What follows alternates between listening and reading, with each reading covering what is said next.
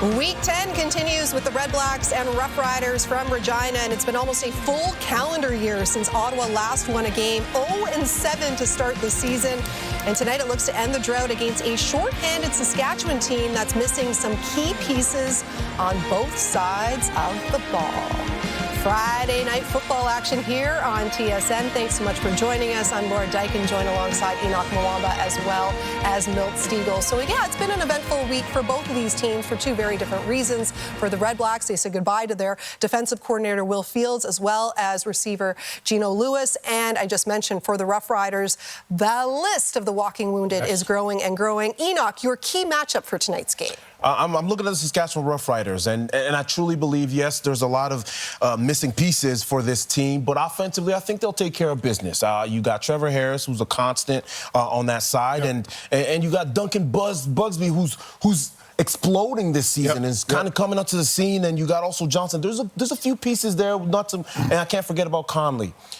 I'm looking at the defense right now. You're missing Milligan. You're missing Campbell, Tavon Campbell. That's going to be challenging for them. And I'm looking at Nelson Lacombo, the corner right now.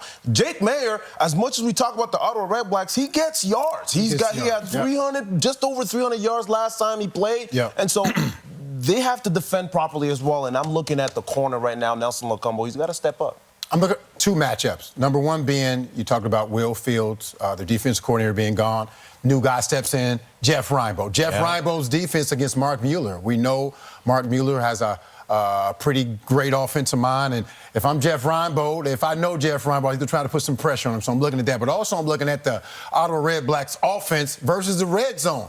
The red zone has been kicking Ottawa's defense, offensive butt. So I'm going to look and see what happens, what plays Ryan Dinwiddie calls when he get down there. Is he going to be conservative? Is he going to go for it? So those are the two matchups that I'm looking at. All about finishing drives for the Ottawa REDBLACKS. And, you know, with Saskatchewan, the defense gets a lot of the attention. Well, this team has scored at least 27 points in every single game this season. So it'll be interesting to see if Ottawa can keep up at that pace and what that offense can do shorthanded here tonight.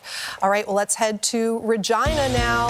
After the break, it is almost time for kickoff. Rod Smith and Luke Wilson will have the call. It's Friday Night Football, and it is here on TSN. It's go time.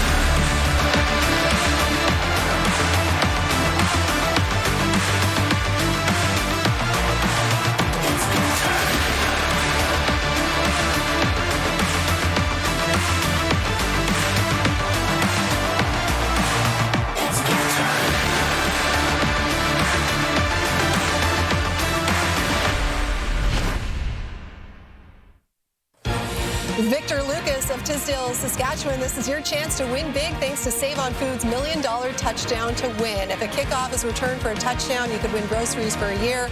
If two are returned for touchdowns in this game, you could win $1 million. Not used to having all this time. I could take my time reading this. Good luck to you, Victor. Rod and Luke, take it away.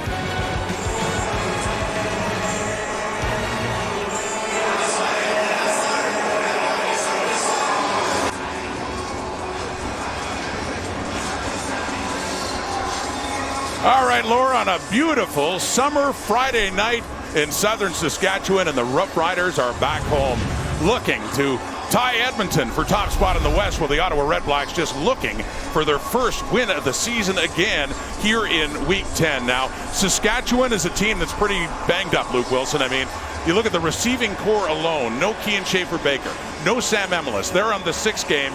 And you look at the one who's still left in the big three, Keyshawn Johnson, even greater emphasis on him tonight. Yeah, the onus is going to fall on him to make a lot of plays, because the way this offense operates, it's Trevor Harris, his rhythm, its timing. He's also throwing to spots a lot.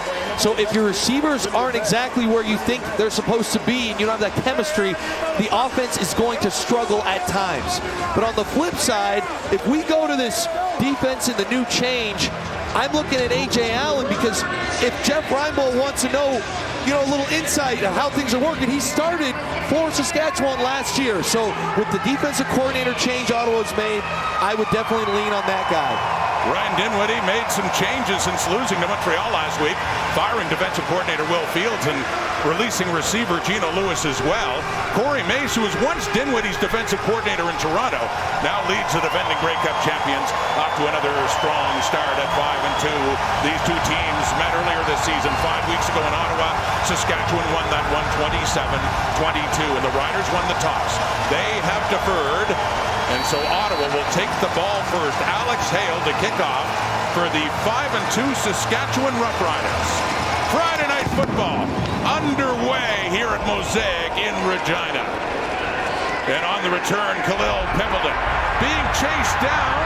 Jonathan Edouard, and a great special teams tackle in open space, pushes him back inside the Ottawa 15. I'll tell you, Rod, when you make a play like that in this building, you just feel the joint of energy come through Mosaic. That is not the start you want. I know it's a small play, it's just a kickoff.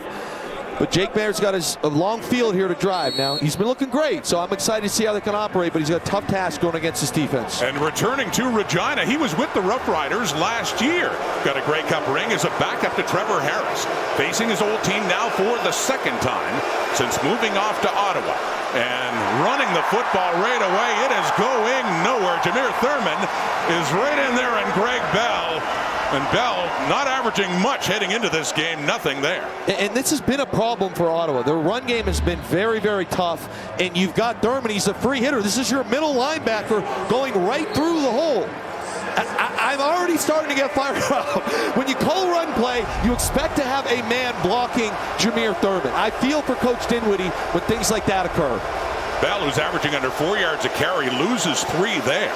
So a second and long. Just outside their 10 for Mayer, and over the middle and caught, and a big one too for a first down. Aiden Eberhard, who's had some great games here as a member of the BC Lions, with a big catch to buy them some space. Yeah, and this guy's been very, very consistent for them. You're going to see him right here. It's just, I call this a looky route. It's not really a true slant. So you come up here, you see the blitz, you kind of follow the wind with your head, the ball gets put on your chest, but he's a great contested catch guy. As far as total contested catches, he's actually leading the CFL right now, and Jake Maier really trusts him to kind of make those plays. Gets it up to the Ottawa 28. Opening possession on Friday Night Football. Back to the ground. Try it again. Well, they are able to grind out a few yards there across the 30 for Greg Bell. As we take a look at that Ottawa offense. Yeah, up front, they've struggled this unit, but right now I'm looking at Samuel Carson. It's his first ever start. Played 2 years at University of Calgary, 2 years at University of Louisiana Monroe. He's got his hands full today. We'll see how he does. And we just talked about Aiden Eberhard. He's a consistent producer for this offense. He's great with contested catches and someone they can rely on in tough situations. Their leading receiver coming in at 538 yards. Number 7, the ex-Lion, Eberhard. Second down and 7.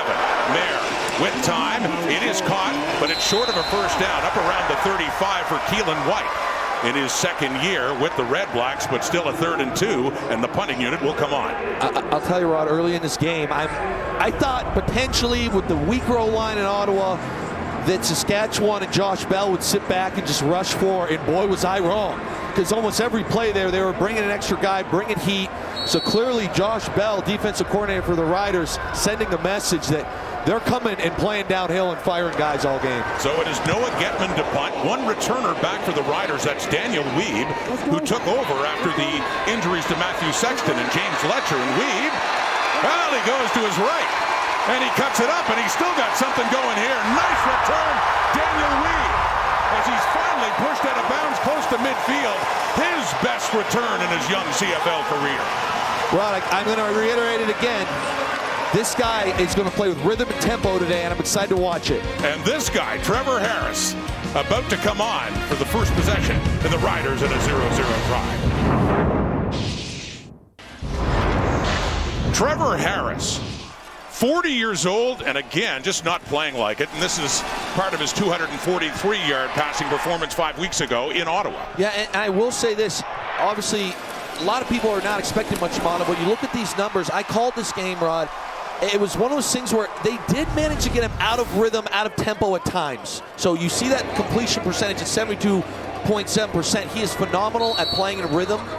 and going through his progression, they need to find a way to get him uncomfortable today. So far, on pace for his best statistical season ever in his CFL career, and completing that one and getting him involved right away. That's Dylan Jete, the rookie, his first CFL start, and he's got a big first down for the Riders. Just a little tunnel screen here, and this is the physicality that they bring at the wide receiver position. So again, no reads, nothing like that. We're just kind of getting the defense to go horizontal, and you see Brammer coming out there. You see Keyshawn Johnson's already out there blocking. This is a physical team across the board, not just at the offensive line position, but also at receiver. Looking for Jete.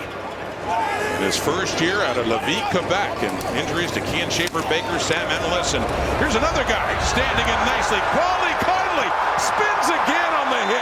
Saw some of that in Edmonton last week. He went right off Deontay Ruffin and picks up another first down. What a dream start here for Saskatchewan, and Conley now making people miss. Looked like it could have been a TFL for a sec. He scoots out of this thing. But Rod, I want to just, this guy's an electric runner. I love it.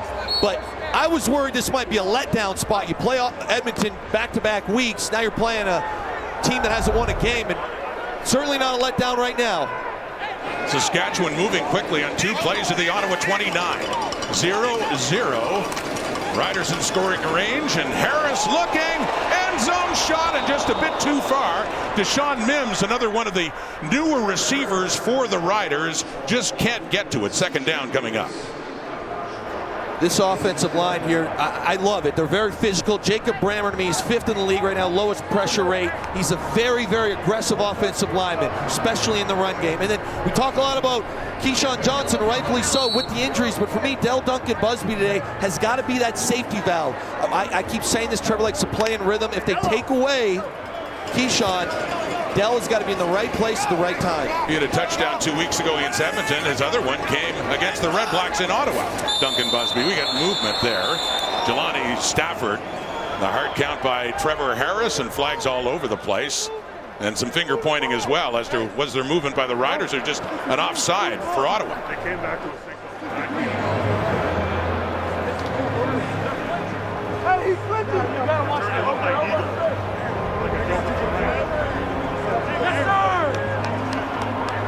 We got procedure against Saskatchewan, number 63. It's a 5-yard penalty. It's still going to be second down. So the center, Logan Furland, flagged there. 5 yards back for the Riders. But watch this here. I thought, yeah, it's legitimate. They're on it there. It's subtle movement. That'll draw them off. Nice start by the official crew. Pushes him back to a 2nd and 15 at the Ottawa 34 for Trevor Harris.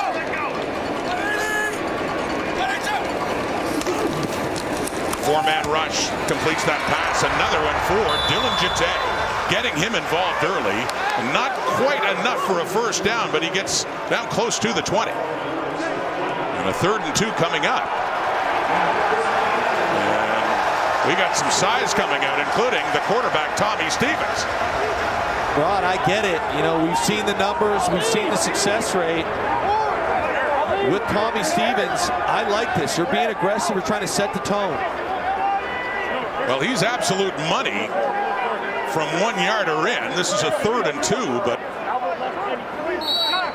play clock down to 5 seconds. Trying to run this play in a 3rd and 2 at the Ottawa 21, just outside. We got movement, and that'll negate that chance. So a player jumps for the Riders, and that'll push him back. Saskatchewan, number 99. We'll go back 5 yards. We'll replay 3rd down. That's Caleb Sanders in there on that 3rd down and short, so they'll have to bring on Alex Hale and look for the first points of this game. Rod, I have a feeling they were not going to go for that. I think that, you know, it's short enough field goal. You take the free 5. I really like it. Try and do the hard count, but you threw a defensive guy in, which is normal on those jumbos, and apparently he doesn't realize when you go in the huddle, say, hey, there's no play here. Don't jump offside. That means there's no actual play. That's kind of funny. Sure, he'll get a little razz for that. That was the instruction. You don't need to move. And here's Alex Hale, 12 of 17, longest to 48. This one much shorter than that. It'll be a 34-yard try for the native of Gosford, Australia. Put down by another Aussie, and Oscar Chapman, the punter and holder, and up and through it goes for Hale. So the Roughriders took the ball and quickly got down close enough in scoring range. Jake Mayer back at Mosaic for being part of a Grey Cup champion 1 year ago.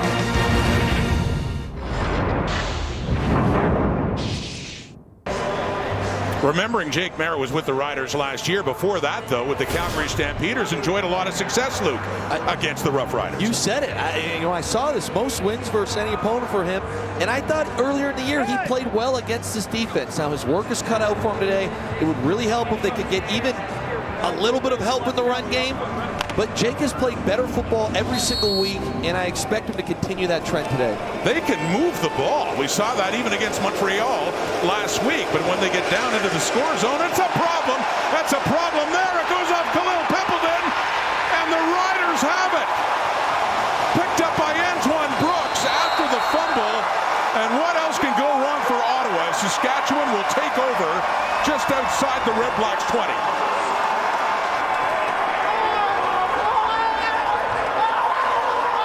This is bad ball for Ottawa here. So you're going to see a motion right across here, and the timing of the snap, whether it was the motion, we hit the motion man, it's Pimpleton, with the snap.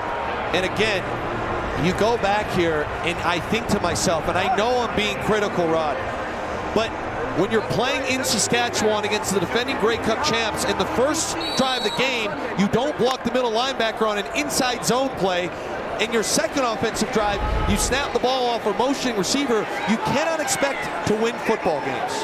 So the Riders take over at the Ottawa 24 in business again right away. Harris intercepted. REDBLACKS get it back. Oh, did they ever need that? Just to swing the momentum here, it's Lucas Cormier getting the start at weak side linebacker, picking off Trevor Harris, who is intercepted for only the 7th time this season, but Ottawa football again. This is a strange one here. So here is Cormier. You're going to see him right here, and he just goes with the motion, and Trevor seemingly doesn't see him. I think maybe he thought he would continue to push to the flat, and they were going to be able to squeeze a seam in there. But I just made a comment about not winning football games. Plays like that will help you win football games. And the second interception of the season for Cormier, who's in his 3rd year at Mount Allison, so right back to Mayer now. Off to the left, and that is caught, and turning it up. That's Giovanni Robinson in his 2nd game with the REDBLACKS, coming over from Hamilton. Yeah, and you look at the Saskatchewan defensive line, unbelievable unit. But for me, Mike Rhodes, this guy is a game wrecker. In the run game, he dominates. He eats up double teams to allow Jameer Thurman to scrape. Right now, he's 9th in tackling efficiency. He's an excellent tackler. He plays well. He understands it. And then on the back end, Marcus Sales is 6th in the league in lowest completion percentage allowed. I love the way he plays. He's a very smart player, and he will take chances. Here we go in the 2nd down play. And nearly picked off there, intended for Cade McDonald. It's Jonathan Edouard, who's filling in for the injured Roland Milligan at boundary half, and that falls incomplete. And again, Ottawa has to punt. It certainly feels energy-wise that Saskatchewan has scored at this point. So as bad as it's been offensively to start this thing, the fact that it's only 3-0 is a kind of a blessing, I think, for Ottawa. Well, they traded turnovers, of course. The ball hitting Pimpleton, and Saskatchewan recovered, and then right away, Harris throwing an interception. So Riders to get the ball back at the 30. Oh, that's dropped momentarily by Weeb, who had a great return his first time out. That one does get up to the 40. So Saskatchewan takes over, but yeah, this kind of start for both teams. Near disaster there. It was for the REDBLACKS. But then Trevor Harris picked off by Cormier. 3-0. Saskatchewan has the ball in the lead.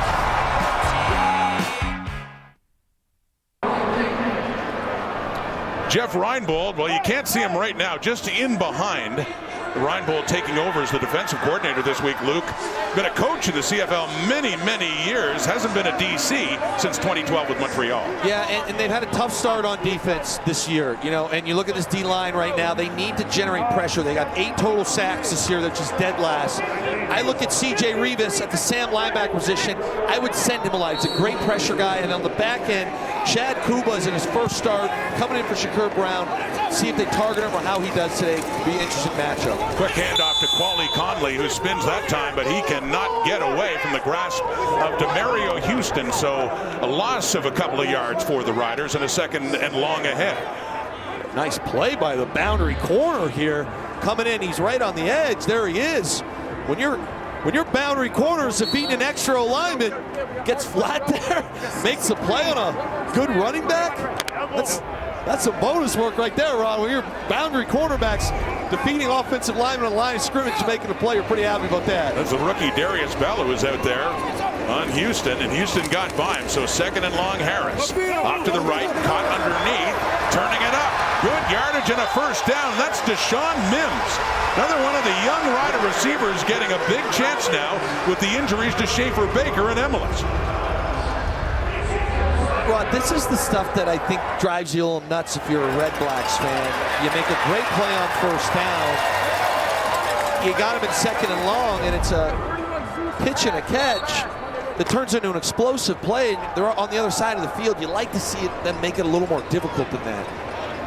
Seeing Kean Schaefer-Baker looking on. The knee injury suffered last week in Edmonton on the 6th game. So from the 49, Harris. And no, in and out of the hands of the other member of the big 3 for Saskatchewan. Don't see that often. Keyshawn Johnson just couldn't hang on. And by the way, Trevor Harris on that previous play, we had said before the game he was getting close to 40,000. There you go, Luke. And elite company he's keeping, but gets over 40,003 and counting for Trevor Harris. Pretty special, and obviously, you know, you'd assume that he's going to keep climbing that ladder. Some pretty special names there. The crazy thing is, barely halfway to Anthony Calvillo. That's just insane. Look at those numbers, near 80,000 for Calvillo. Harris, and he just checks it down. He gets it off to Conley, who works his way down inside the 45. Not close enough for a 1st down. And will we be seeing Alex Hale coming on again for another field goal try? Jeff Reinbold mixing it up a little bit. Rush 3 there, drop 9. They're able to kind of condense the pocket with 3. Tough to throw the ball when you got 9 people dropping into zone coverage. Instead, it's just Oscar Chapman, as they have 2 players onside lining up in behind Chapman to punt it away, and whistle blows. See what the Riders trying to set something up, deciding not to try a field goal in what would have been about a 50-yard try.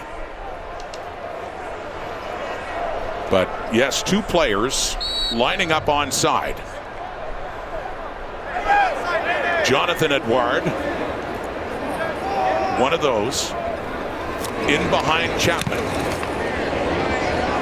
Gets rid of it, looking for field position here. Khalil Pimpleton, and they have it covered quite nicely. As again, the Red Blacks will have to start deep in their zone. Friday night, Mosaic Stadium. A beautiful August night. We'll be back. Well, he's already recovered a fumble in this game. A big part of that Rider defense that won the Grey Cup a year ago. Antoine Brooks with more. Let's head down and say hello to Britt Dort. Thanks so much, Rod. And Luke, I think you're going to appreciate this one because you're a Super Bowl champion yourself. I had to ask Brooks about the fact that he's a Super Bowl champion and now a Grey Cup champion. And he said, well, winning is addicting. And he did compare and contrast the two. He said, I equally had as much fun celebrating both of them. However, he did say he feels like he was more of a key piece in that Grey Cup run compared to the Super Bowl because he said, I was really a part of the run when it came to this Grey Cup championship team. And he said he felt so much joy for the province winning that Grey Cup. Now, the one thing he did compare, he said the Grey Cup parade was much colder than the Super Bowl parade and a little bit longer. I don't know what yours was like, Luke. Believe it or not, in Seattle, it was freezing. Was it? I do remember being extremely cold, but I don't think quite Saskatchewan style cold. Well, you got that Super Bowl 48 with the Seahawks 3 years earlier. Brooks with the Green Bay Packers and got a Super Bowl ring, and then running that time and a little bit better too for Greg Bell on that 1st down play to set up a 2nd and shorter a few yards away now for Ottawa. It was a pretty cool run play here. McHugh in the center pull, and you see a little step there. It's a little counter action, they do a double pull. That's what they call gap scheme runs, Rod. It's not the zone, which a lot of teams are traditionally using. But gap scheme is a lot of fun because the offensive linemen are called to be very athletic. And Sean McEwen, another one of those Redblacks players who was with the Riders last year, but had a knee injury in training camp and wasn't able to play. Mayer to throw to the right, and no! Bell looked like he just wanted to catch it and turn it up and take off in first down yardage, but he can't hang on, and now they have to punt again.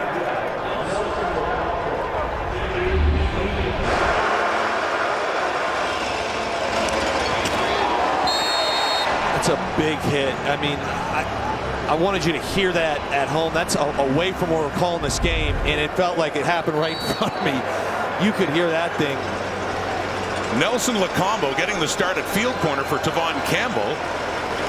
Lacombo had been on the inside. It's blocked. Blocked. Flags out.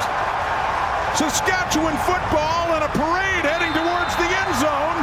And it signaled a touchdown for the Roughriders. David Benda on special teams has the football. As the Riders got in on Noah Getman, and you wonder, will that flag just be no yards since it went across the line of scrimmage? Here's the referee, Ben Major.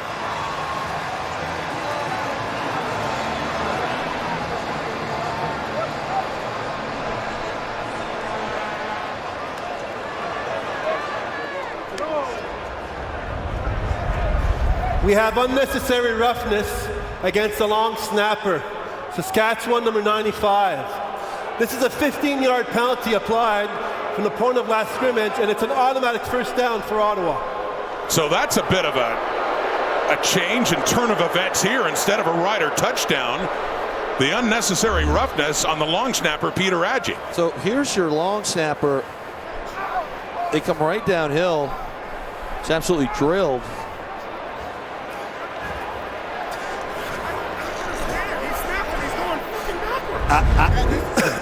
Just let me explain. The umpire felt. So Corey Mace, pretty heated. I would be too. Yeah. I'll be honest with you, Rod. I get protecting, but once he sets, Adji snapped the ball and it set up the block. He was in the process of blocking when he got pushed back. I wonder if you can challenge this call. This is a.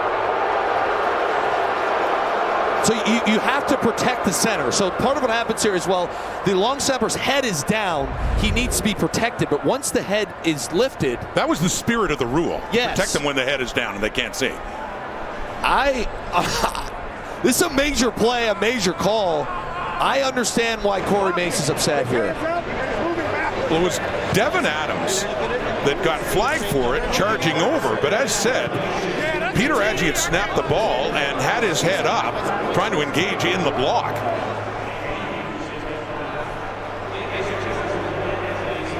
Yeah, I'm done. I love this stuff. I love it.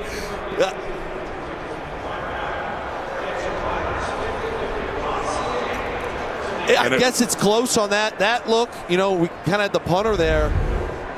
I will warn you, Rod. I always err on the side against specialists. In the meantime, there is a Redblacks player who's down. It is the long snapper, Peter Adji, by the way, who is still down, getting attention from the medical staff of the Redblacks, and a cart has come out as well. And Adams, the one who was flagged for it, as we've shown you that replay of Adji, the long snapper, getting rid of the football. There was so much pressure coming in, too. It was Nick Weed, by the way, who blocked the punt, and later David Benda, who had picked it up and got an escort into the, just barely to break the plane, and they signaled it a touchdown for Saskatchewan. And the explanation continues of the conversation, Ben Major and Rider head coach Corey Mace. Where we're looking is right here. You can kind of see this there. That is Adams. You can't line up over the center. That's why he's lined up over the guard. This is the look where I see it, and I say the center clearly snapped the ball, took a few steps back, and his head was raised.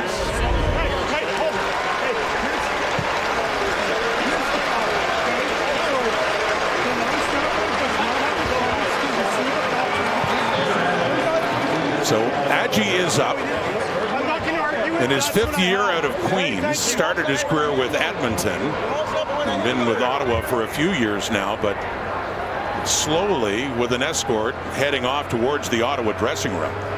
Rod, this is a much bigger loss than a lot of people think, especially with tight roster numbers, limited time on the field, and this is in every league that I've ever been a part of. You don't usually get a lot of time as your backup long snapper. Believe it or not, Rod, I was our backup long snapper 1 year in Seattle, and I was utterly mortified if I ever had to go in. I didn't have that much time to practice it. We'll see who it is later in the game, but that could. And was that backup on punts and on placements too, field goals? For me, it was just field goals and field goals. So, punt. Where, I mean, the timing, everything is so critical. Yes.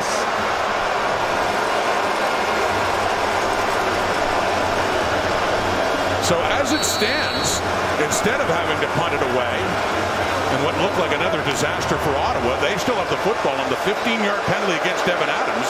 They have it up to their 34. They're trailing 3-0. We're getting late in the first quarter, 2 minutes to go. Faking the handoff, throwing it off to the right to Khalil Pimpleton, who tries to do something in space and quickly going across to shut him down is the middle linebacker, Jameer Thurman, up near the 40. Rod, I know it's not the most exciting play, but I'm telling you, that is the perfect first down play for Ottawa. So all it is a wide receiver screen of Pimpleton, who's an electric ball carrier. It's an extension of their run game. They're just trying to get into second and manageable to keep everything wide open for Ryan Dinwiddie and Jake Mayer. All the underneath stuff is there. If they want to take a shot, they can.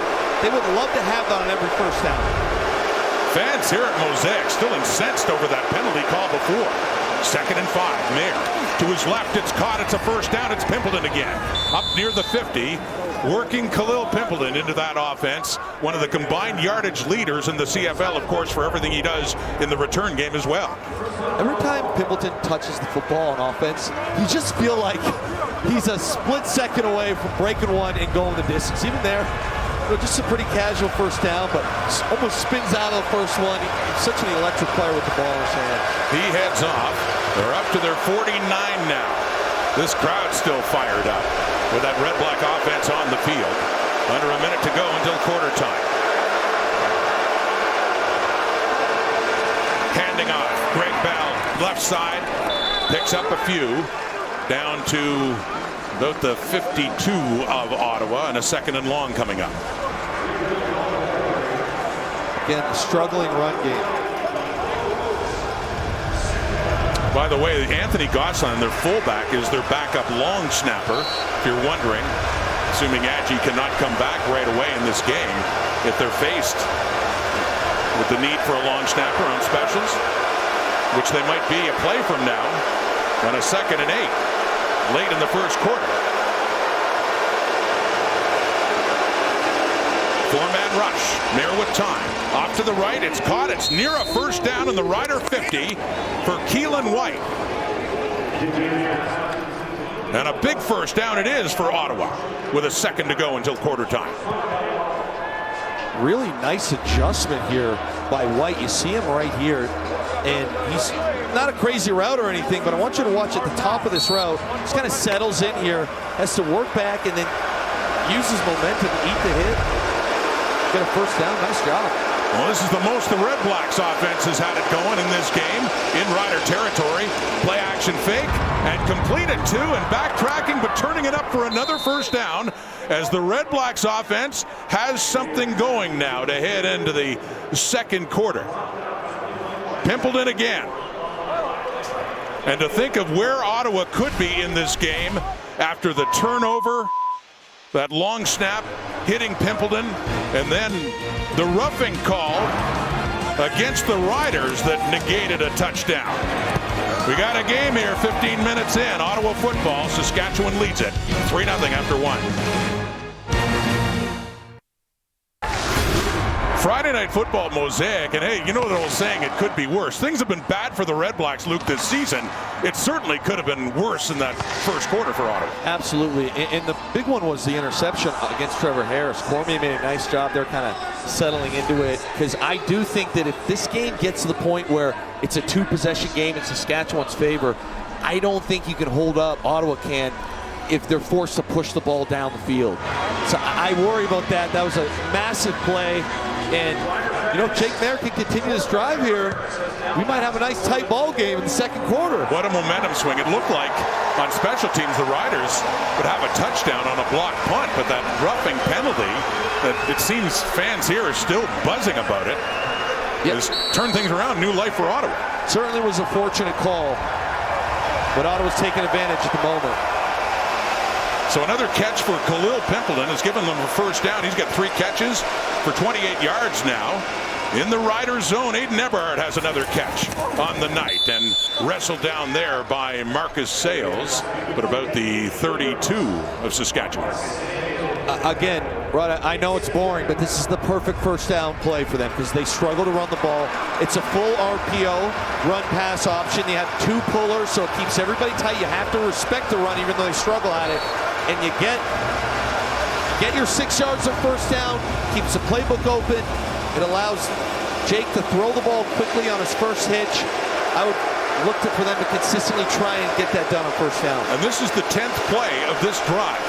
Ottawa football running again. This time it's the first carry for Dan Adeboboye. Works it down to the 25, and that's another first down for the Red Blacks. Yeah, nice job here. Nice cutback. Gosselin, the fullback tight end. Here he is right here. Going to watch him. He's going to pull around here, kind of lead up.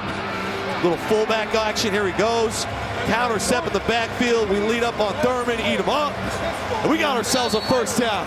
How about them Red Blacks? Yeah, and a great look at the Gosselin block and then the work up front for Ottawa to open up that hole for Daniel Adeboboye. Down to the 26 of Saskatchewan on a toss out of Adeboboye. But no, they have that read nicely, pushing them back. Probably a loss of a yard as Jameer Thurman gets in the act again.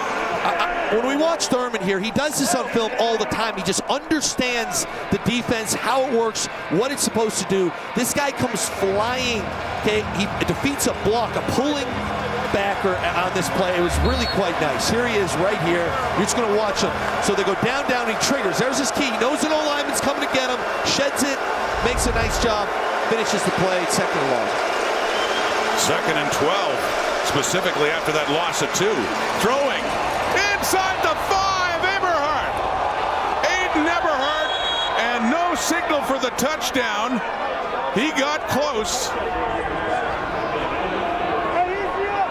And did the ball come out? Still a discussion there. Is it in Rider hands after Eberhardt got it? Well, he hands it off. It'll be a 1st and goal coming up here for the Ottawa Red Blacks. This is a too-high beater. I think he hit the ground. Let's see here. So it's clearly possession. He's got a catch. Yeah, I think he's safe. I think the hip's down, Rod. And yeah, just down before the ball came out, Luke, before he broke the plane. So short yardage. Bryson Barnes, a short yardage quarterback. Keeping to the right. Touchdown, Ottawa. And what a change in momentum in this game. All after that roughing call when they were trying to kick it away deep in their zone. They got a reprieve with the penalty, and they drove all the way down the field in something they've acknowledged they need to do more. You get in the score zone, you need a touchdown. Absolutely, Rod, and you mentioned the word reprieve. I think if you're a Red Blacks fan, you got pushed back here. He kind of got bowed out, Barnes did, but found a way in. They have struggled mightily inside the 5-yard line. So for them to come out here and score on the first attempt, I think there's a lot of Ottawa fans right now that took a big sigh of relief on that. Boy, this game took a real turn, didn't it? Lewis Ward on for the injured Brett Lothar, his 2nd game back with Ottawa. He misses that one, and Johnny Johnson just picks it up and runs it out of the end zone anyway. So they got the touchdown, but they do not get the extra point. So the Red Blacks have the lead thanks to that after the big play to Eberhardt, and Barnes takes it in for his 4th rushing TD. This is where things really turn for Ottawa. Noah Getman trying to punt it away, blocked, but they called the penalty against Saskatchewan, and the Red Blacks drive continued. Yeah, I thought that was questionable, but for me, when I watched this play that Eberhardt caught 2nd and long, it's really a special route. He runs, it's a Tampa 2 coverage. He dives into Thurman and then cuts up, and that leads this on 2nd and long. Ottawa was 9th, converting second and long coming into this game. That was a big one right there. And so the Riders now trail 6-3. The extra point attempt was wide by Lewis Ward. Johnny Johnson has it. He had a big kick return last week in Edmonton of 87 yards. That one, he gets hit hard as he gets up across the Saskatchewan 30. So finally, it seems like an eternity. King Ammer's in on that special teams tackle. It seems like an eternity since Trevor Harris and the Rider offense has been on the field after that long drive, 13 plays, 97 yards in nearly 7 minutes, Luke. And it's been a strange start for the Riders on offense. You got to tip your cap to Jeff Reinbold, you know, new DC coming in here, confusing the Saskatchewan offense a little bit. Rider football, trailing by 3 from their 31. Harris to the right, it is caught. Turning it right up again, Keyshawn Johnson. It looks like he has the first down. We'd like to welcome our viewers on TSN4 watching Canada in the semifinals of the Halinka Gretzky Cup. Win that one. Rod Smith, Luke Wilson, Britt Dort at Mosaic Stadium in Friday Night Football, where the Ottawa REDBLACKS, still looking for their first win, have taken the lead over the Roughriders early in this game, or early in the second quarter. Yeah, and we got to look now, just kind of slow this game down. If I'm Mark Mueller, the offense coordinator for the Riders, slow it down, do what they do best. So on the first down, Quali Conley, right side.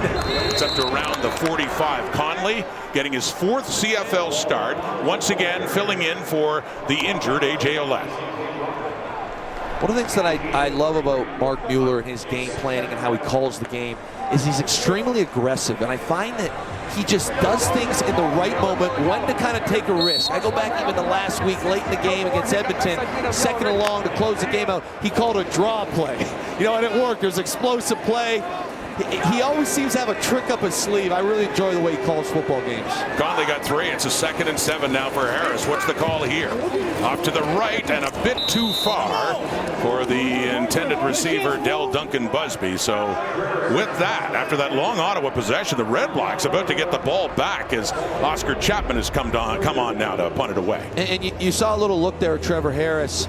This offense, and you've heard me say it, I'm going to continue to say it, it's built around rhythm and tempo. Trevor Harris has great footwork, but he expects guys to be in certain spots. He's throwing the ball sometimes where they even break, Rod. So without having Sam Emilus, without having Schaefer Baker in here, some of these other guys got to really make sure they're on target. Chapman from his 35, Pimpleton running in on a shorter punt, takes it at the 20. Khalil Pimpleton, and turns it up and is tackled there up around the 35 for the REDBLACKS. So Ottawa's offense, Jake Mayer, 9 for 11 for 92 yards, including that big one down to Eberhardt. They got near the goal line and set up the short yardage touchdown. Friday Night Football. REDBLACKS coming in at 0-7, but they lead in the first half. The CFL on TSN is brought to you in part by The Score Bet, an official gaming partner of the CFL. This is a very dubious losing streak for the Ottawa REDBLACKS, and in Ottawa football history too. It's at 13 now because they lost their last 6 games last season. So 0-7 start. You go back to the Ottawa Roughriders, the record 25. That's back nearly 100 years ago now, and Ottawa kind of bookends that on this board. But who knows? Maybe tonight. Tonight could be the night. Still young here in Mosaic, and they're up against the defending champions. They do lead by 3, and going to work here, it's Justin Hardy. Hardy gets the catch and gets it up across the 50. So Jake Mayer has this Ottawa offense moving, especially since, as mentioned again, that penalty call that negated a punt block touchdown for the Riders. Yeah, so you're going to get a blitz on the right side from Brooks Jr. And again, that's kind of a hot route adjustment by Hardy. He sees it happen from Brooks Jr. and he just turns his head. It doesn't need to be a fancy slant, but Jake Mayer's on top of that. He knows he's hot there. Rip with a slant there, big play. His first catch goes for 18. First down, and on the fake, lots of time as he gets it off to Keelan White, who just stays inside long enough to pick up another first down into the Riders zone, down to about the Saskatchewan 47. This is back to this RPO. They call it Sally in the Canadian world. They can hand the ball off, or they can just draw the defense in and throw it to the outside. So again, you're going to just watch it here. It's an inside zone show. When we roll this, boom, and Jake actually goes through one read back and then back to one. So he's reading Sales there. Sales kind of plays in the middle. They will love to live in that world, Rod. That is a great world for them on first down. Well, they're liking the momentum they've got going right now. The Rider 47 on the ground out of Aboye. His second series in there, had a couple of carries before as he pushes that inside the 45, and second down and long coming up.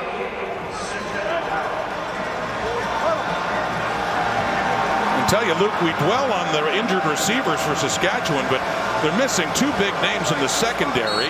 Tavon Campbell with the forearm injury, and of course Roland Milligan as well.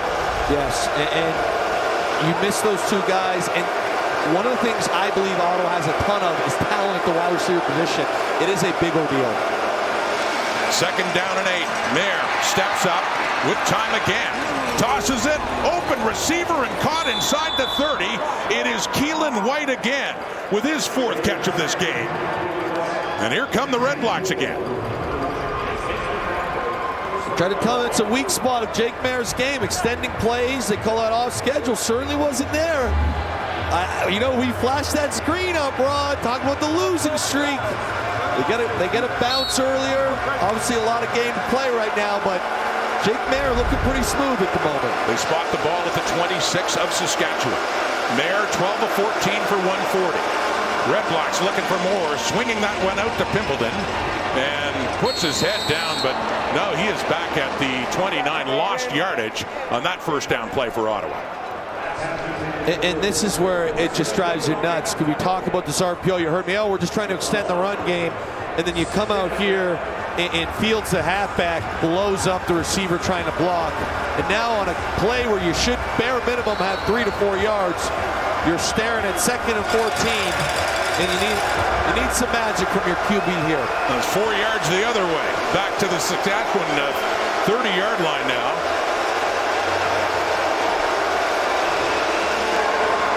Mayer running out of time, gets it away again, and reaching in behind is Cade McDonald, who had his first CFL touchdown against the Riders 5 weeks ago.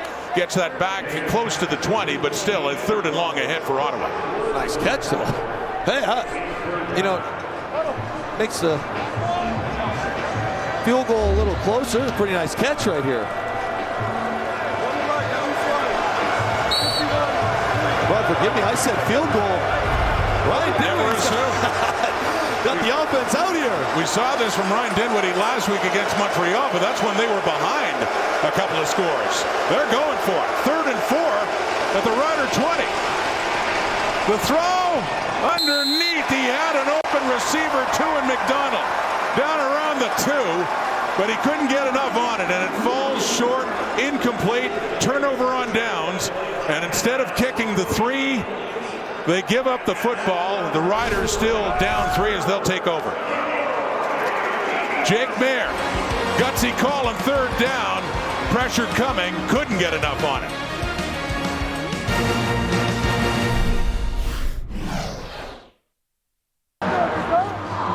Another one of the injured Rider receivers, Sam Emelis, with an update on the injuries. Let's go back to Brett. Yeah, tough one for this group, Rod. Last week he was listed as questionable. He ended up not playing. This week he was added to the 6th game alongside Kean Schaefer-Baker, another key piece of this offense. And they're joining A.J. Ouellette on that 6th game. For Emelis, it's a foot. For Schaefer-Baker, it's a knee. Now, also, we've seen it, and defensively tonight, you know, Roland Milligan Jr. has been out. He is potentially a season-ending injury, but Tavon Campbell as well, defense. He went down. He was placed on the 6th game, too. Now, those two guys, between Campbell and Kean Schaefer-Baker, when Corey Mace was asked about it, he said one of them potentially season-ending injury, but I won't tell you which one. Well, Brett, I mean, either way, that just really hurts the green and white. There's Paulie Conley filling in for A.J. Ouellette and has been doing it quite well. And C.J. Rivas, who won the Grey Cup here a year ago, many years as a Rider, in on the tackle. We got Rebel right, we got 61, one beat. Of those injuries, left guard Eric Anderson at left guard for Saskatchewan with Daniel Johnson not able to play. And he'd been filling in for Zach Fry. So, yeah, the Riders have other injuries, and pressure is coming here as Harris gets it away, finds an open Keyshawn Johnson, gets it up. Close to the 45 and a big first down for Saskatchewan. When you watch Trevor Harris here, you want to talk about being cool, calm, collected. It's pressure up the middle, a little crossfire. So linebackers do crossfire, a free hitter, and the snap's bad. So the snap's bad. You got a guy running right down on touch rod. He plucks it with one hand and delivers the strike. What a play. Harris throwing again to Johnson, working his way up near midfield. So back-to-back plays, and that looks like it could be another first down for Saskatchewan. It is indeed. The sticks move again for the Riders.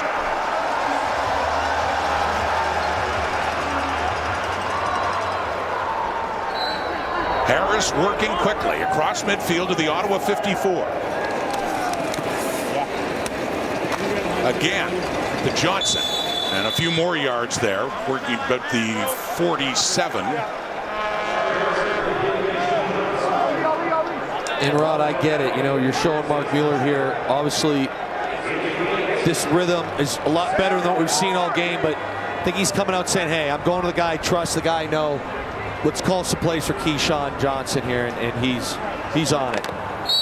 You'd expect him, as we talked about before the game, Luke, to be carrying more of the load with the injuries to Emelis and Schaefer-Baker. Three of the top receivers in the Canadian Football League. Johnson coming in at 5th in yardage. Tommy Stevens on in a 2nd and 2 for short yardage. This is the 3-minute warning. The short yardage specialist. And farm day here in Regina. So fans getting a little chance. What do you think? How do you like your chances in this thing? No, I don't. I don't like them. I just fall off right away and get it over with. I like your chances better than mine. Put it that way. Electric veins to the metric brain. Those wires crossed, it ain't never. Almost halftime, so we'll be breaking down this first half between the Riders and the Red Blacks. Plus, we'll have Cody Fajardo joining us, and we want to wish the missing member of our panel here tonight, Happy birthday, Davis. Happy 90th. Back to you, Rod. Here we go. Hey, good? Here we go. Got Adams right, Burns right. Oh, happy birthday wishes all around. From here to in Mosaic, where Saskatchewan on a 2nd and 2 have brought out their short yardage specialist, big Tommy Stevens, looking for a couple of yards. He goes to the right, gets it and then some. Forget about going up the middle. We've seen that before. We look at our Fisher Investment stat of the game when it comes to short yardage. Who's better than Tommy Stevens? Look at his numbers. Luke in short yardage right on down to when they get near the goal line with a perfect 28 for 28. Yeah, I'd say those are pretty good right there. You know, you can't ask for much more than that. First in all those departments, and yeah, instead of plowing his way through, he goes to the right, gets the edge, gets it down to the 31. Harris back on now, 1st and 10. Riders on the move. Oh, broken up there. Alonzo Adai on Keyshawn Johnson, and the Red Black safety just arriving in time to break that up. But yeah, Tommy Stevens, who had 3 touchdowns short yardage a week ago in Edmonton. Yeah, and you look at the right side of the line here. You have Hardrick, who's your normal guy. They bring in Sanders, who's a D tackle, and Adams, who's a D tackle, to play basically a wing tight end. You see Adams there. They concave that side of the line, and Stevens went rolling. A couple defensive boys getting their hands dirty on offense. You like to see it. You bet. Against Hamilton a few weeks ago, he had a 26-yard run up the middle for a touchdown. Here's Harris throwing again to the left. Open Johnson, and out of bounds down around the 10. Keyshawn Johnson starting to catch fire here in the 2nd quarter as Saskatchewan's now knocking on the door. And this is what Trevor wants to do. This is a corner out, and the ball gets out before the cut is made. So watch Trevor here, and at the top of your screen, you will eventually see Keyshawn, and before he even cuts, he's looking. Trevor puts the ball to a spot. He sees pre-snap. He understands the coverage. He understands what routes will win against the coverage. All of this is done, Rod, before the play, and the ball's in his hands, and it's out on time. Big play. He's got 4 catches for 60 yards on this drive. Down to the 11 and a 1st and 10. Riders down 3. 2nd quarter. Late first half. Conley. A bit of a jump there, and he was wrapped up after a few yards to get it closer to the 5. And that is C.J. Rivas, the ex-Rider, in on that tackle. Ron, now these are the moments I love right here, and I just wish I could go into the head of Mark Mueller. You're sitting at 2nd and 6, the ball's at the 7. What do you call? Is it something quick? Do you throw it? You know, you're expecting blitz. To me right here, I would have the corner out from Keyshawn and underneath a little short end. Thomas Bertrand-Don's in at running back, as you saw Conley hobbled off. Harris throwing to the right. Oh, nearly intercepted by Kuba. And a flag is out. Kuba, in his first start for the Red Blacks on the corner, Shad Kuba had a shot and a lot of daylight ahead. We'll see what the penalty is. Kuba jumps this thing. So no penalty. It's an impressive job here. What they're going to try and do is basically run a route that returns back out. So we call it kind of a whip route. Kuba snuffs it out and then just drives it. So it starts in and you start to work back out. And again, just being on a different page, Trevor looks like he's throwing it, expecting his receiver to sit, and his receiver starts returning to the sideline. I'm sure that frustrates a veteran Trevor Harris. Well, that short kick by Hale was 2 for 2, and that ties the game. But in the department of how things could have gone much worse, it's not just for Ottawa, it's for Saskatchewan, as Kuba had a shot, possibly a pick 6 here. Yeah, and you see him there on the very far right, kind of highlighted. He sits on this thing, sees it, drives up. You know, you're excited that he has a PBU, but I think if you're Ottawa right there, he catches this thing clean. There's a very good chance that this is a 2-possession game instead of a tie game. So when you're a team like Ottawa, and I'm not trying to be, you know, negative Nelly, so to speak, but you don't have necessarily a ton of talent. You haven't been able to put it together. Those plays add up. They really do. When you have a play to make, you have to make them, especially against a Grey Cup winning team in the Riders. Well, that's been a problem for Ottawa too. Even the hands in the secondary, where they nearly beat Winnipeg, arguably should have beaten the Bombers in overtime. And that was a bit of an issue, as it is caught there by Eberhard again, who had their biggest reception of this game so far down near the goal line that set up their touchdown.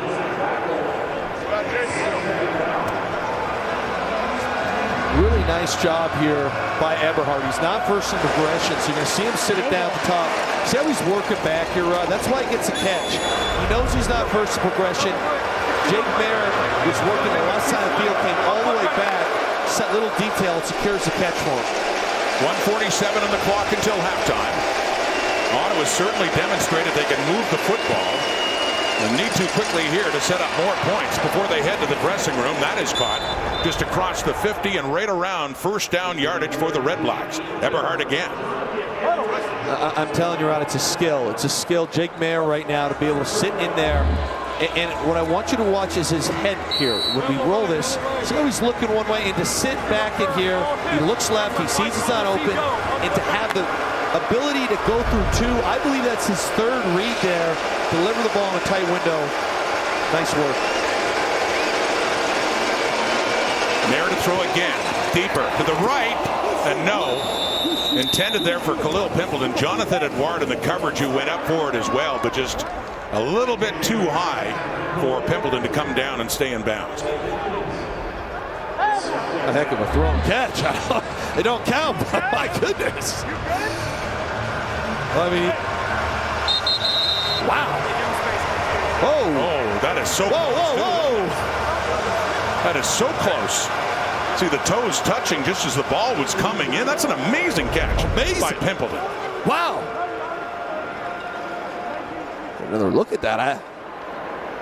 Could be a world here where this thing counted. I think they're taking a look now, but a player down for the Red Blacks. That's Pimpleton. As it stands, it's a 2nd down and 10. The ball at the 51. Now another look at his feet as this ball comes in. Catch. Just missed. Just missed. Yeah, I think he's couple centimeters away there from getting the feet in. To that left foot down, but just you can see the white underneath, so that close. But you're right. As far as incomplete passes go, that's one of the nicest you're going to see. Yes. 2nd and 10, 1:17 on the clock until halftime. Red Blacks hoping to have a chance to take the lead back.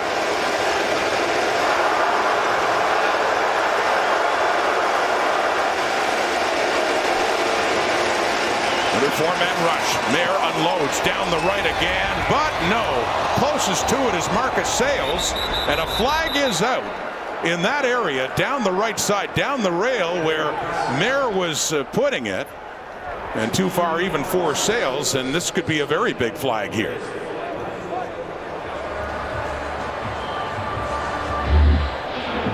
Mayer took a shot here. There is no flag on the field. The result of the play is 3rd down. So that one's waved off as well, so no penalty. 3rd down coming up. Yeah, I mean, it's a 4-man rush. And my guy Mike Rose again just coming in here and just bullying. You turn the film on, he's got 2 alignment on here at one point, but he does this, it seems like, every play. He's an impressive watch. If you're a young kid at home, you're a defensive tackle, I would turn on some Mike Rose film. That guy plays the game very hard. Low snap for Getman. Remember, a change at long snapper. It is Anthony Gosselin doing it after the injury to Peter Adjie earlier in the game. Rod, you said it. And again, in a game right now, it's 6-6. This is what I mean by you lose your long snapper. This is an inch or 2 away from being a catastrophic error at the long snapper position. And a shorter punt for Getman as well, as Saskatchewan will scrimmage, still with over a minute to go till halftime from their 29.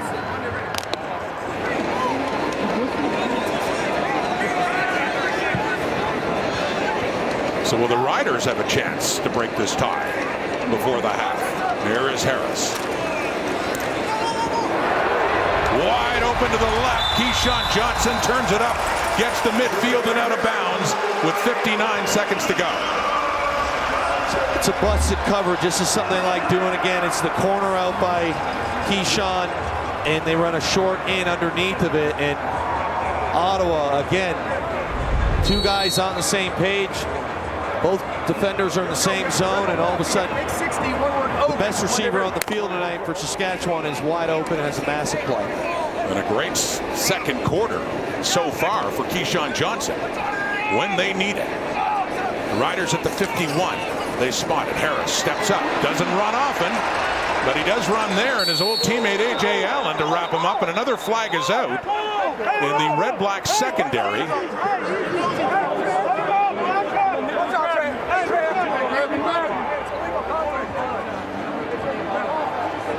A.J. Allen with the football, thinking it should be Ottawa's. Doesn't know it's trying to sell his own team. Prior to the scramble, illegal contact on the receiver, Ottawa number 20. This is a 10-yard penalty, makes it a 1st down for Saskatchewan. Illegal contact against Alonzo Adai. Have a look at the end on that Trevor Harris run.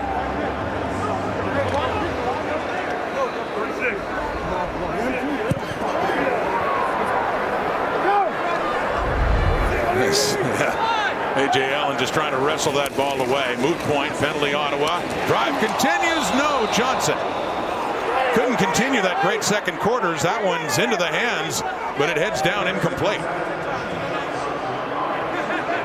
Uncharacteristic moment there by Keyshawn Johnson.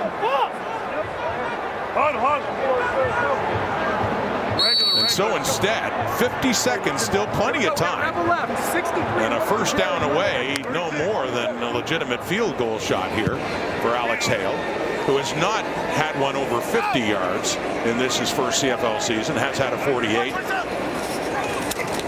Harris trying to work him closer, and down to about the 40. That's Johnny Johnson, one of the new receivers this year with the Riders, and has his first catch. And that's close to the 1st down marker. 44 ticks to go till the end of the half, and they put it down in 1st down territory. The sticks will move down at the Ottawa 39. That's a nice catch by Johnny Johnson. He wants to be more heavily involved in this offense. You got to continue to make plays like that. Long second down, gets the stick, strong hands. So in long field goal range now, trying to work closer. Underneath again to Del Duncan Busby, his second catch of this, and they get it inside the 35.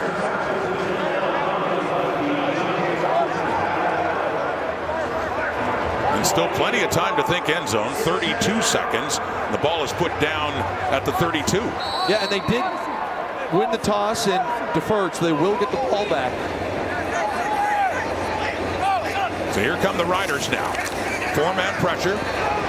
Over the middle again and caught. First down. They get closer. Johnny Johnson again. And Saskatchewan is in business with 20 seconds to go until halftime. And this is awesome. So Trevor's looking left because they have a double move called.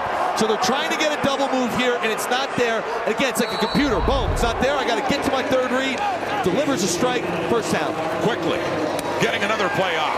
And coming back now is Keyshawn Johnson. Another catch for him as Saskatchewan gets closer. Right down to the 5. Trevor is operating. They're no huddle right now. He's giving signals. He's lining things up. He's seeing it pre-snap. It's a 2nd and 1.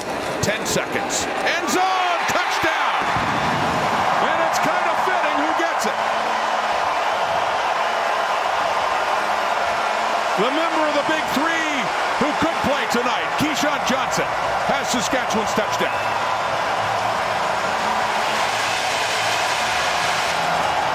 It's man coverage, and you know Trevor's going to go to his guy. And it's a great, great win on a slant. So you're going to see him come inside here and just run a quick slant. But watch, he sees his man. There's a little pressure step as he, boom. And you get that DB to kind of take that step. Trevor's going to fit it in that window. It's a nice win for Keyshawn. And that's a dynamic duo that obviously you're feeling pretty good about. If you're going to play him at man, you're taking that matchup all day. And Alex Hale does come out, as we thought he might at the end of the first half, but for a point after instead of a field goal is Saskatchewan. Right at the end of the first half, and that touchdown catch by Keyshawn Johnson, his 6th of the season, has the Riders ahead. Rod, I love talking situational football. Look, see that little, look. So you're going to play Keyshawn, man? No problem. We got a winner here. I know exactly what I'm doing here. You just saw a little glance before, the ball was snapped. But this is what good teams do. It's been a struggle. It's been a lot of strain. But all of a sudden, you have a phenomenal job in key moments. Again, we just kind of put it all under the umbrella of situational football. You have this unbelievable drive, and you're going to kick this ball off, assuming you cover it well. You're going to get the ball right back again. Start the half and potentially go up 2 scores. That's what great teams do. They win situational football. High fives all around for Keyshawn Johnson, and Rider fans must be thinking that's more like it. 10 unanswered points in this second quarter. 7 seconds to go. 8 plays, 81 yards. In 57 seconds, that's it. Saskatchewan finds the end zone. Keyshawn Johnson, 8 catches, 107 yards now. And so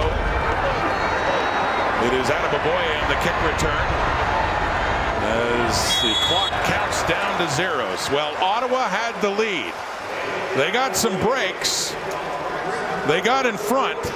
But the Riders eventually settled down, and for Ryan Dinwiddie, still looking for that first win of the season, finds his team now in a 7-point hole heading to halftime. Yeah, you go back to that 3rd down play.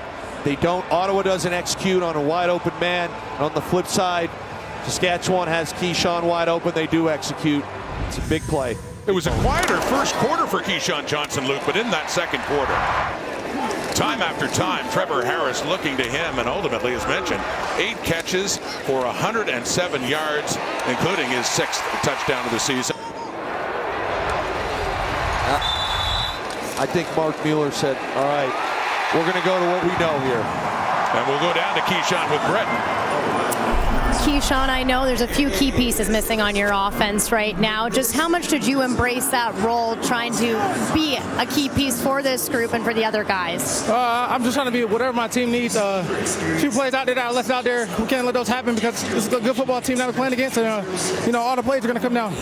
Talk to me about the motivation to get not just one touchdown, but I know you're looking for a second, because I understand you have 2 daughters in the crowd watching their first football game of yours tonight. Yeah, it means a lot. My kids being here, I'm just trying to go out there and give them make them proud and do what I do best, and that's the only goal. But like I said, there's too many drops out there. I have 2, and I can't have that. Well, thanks for their time. Thank you. All right, Laura, a tight ball game. We'll see how this one pans out.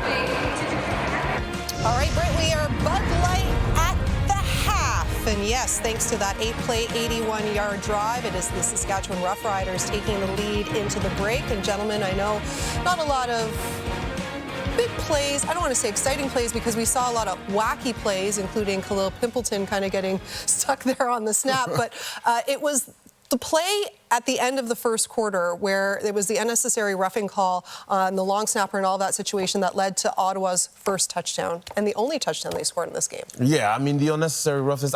You heard Luke talk quite at length about it. I didn't think it was a penalty that Corey Mays definitely didn't agree with it at all. I mean, the whole idea of this is you want to protect the long snappers, meaning once he snaps the ball, you want to give him an opportunity to raise his head.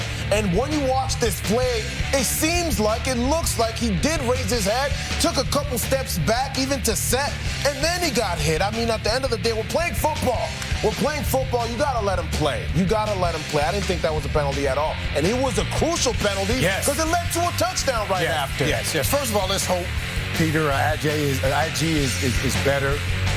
But that right there should not have been a penalty. No. That should have been a big play for the Saskatchewan Roughriders, putting them in a position to score. And then on the ensuing drive, because it was a penalty, Ottawa actually went down and scored. So it's fortunate that these Roughriders are still in the league, because if they weren't, that's what we'd be talking about right now, because they'd be in a position to possibly not win this game, but they were able to overcome that. But that has to be corrected. I don't know if the command center can do something about it, but that has to be corrected.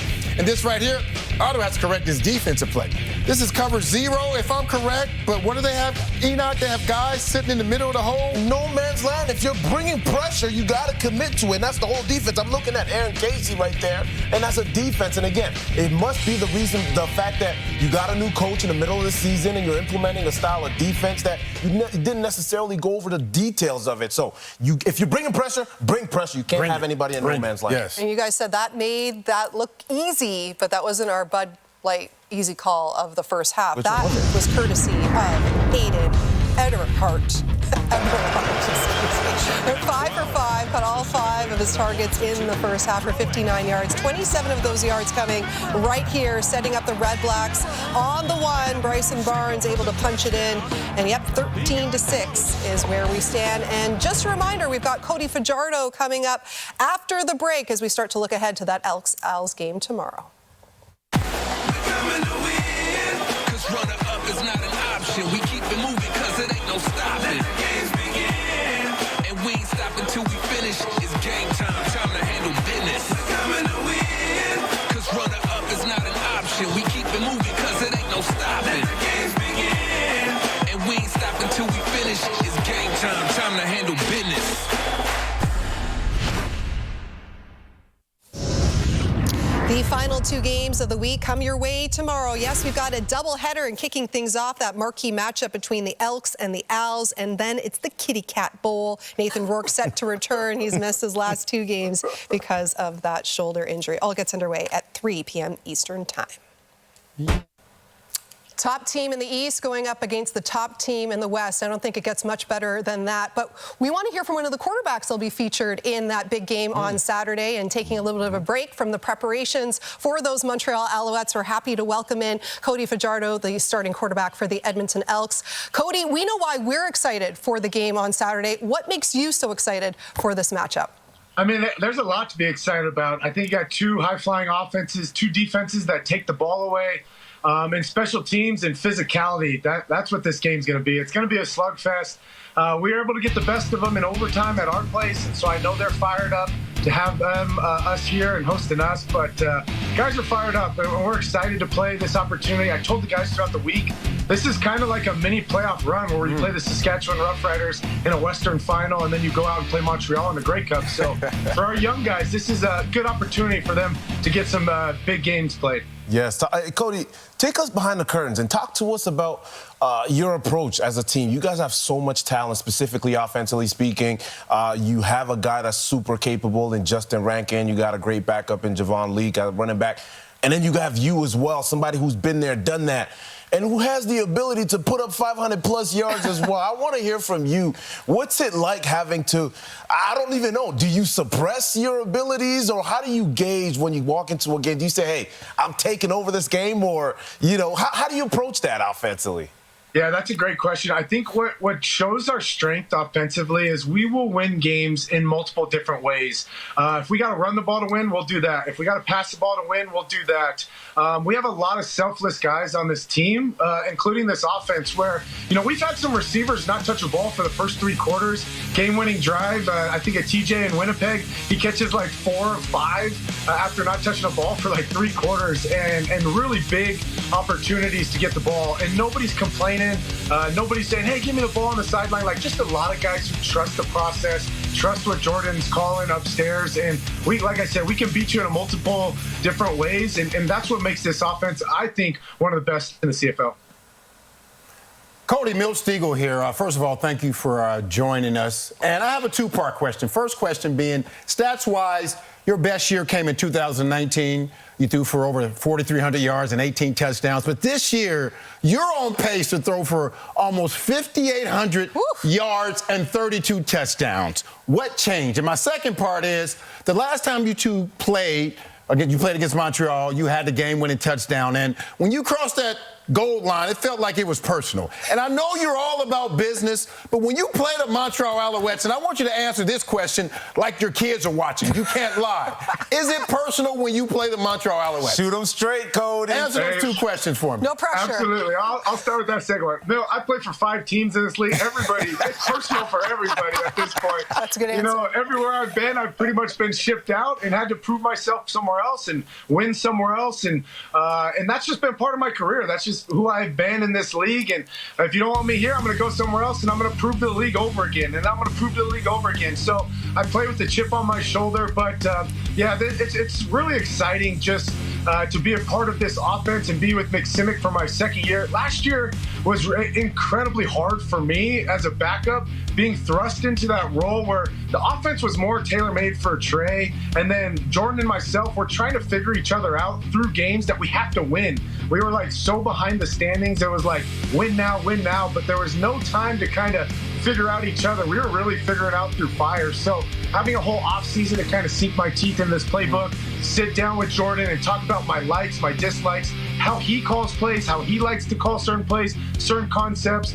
We had a really great conversation in the offseason, and I think that's why you see the numbers are kind of inflated this year. But, I mean, offensively, I feel like I'm having my best year, and I'm fighting to, you know, be relevant with the other quarterbacks around the league, because these guys are just putting up stupid numbers. So it's been a lot of fun to be around, and the league's got such great products. I'm just happy to finally be talked about among the elites in this league.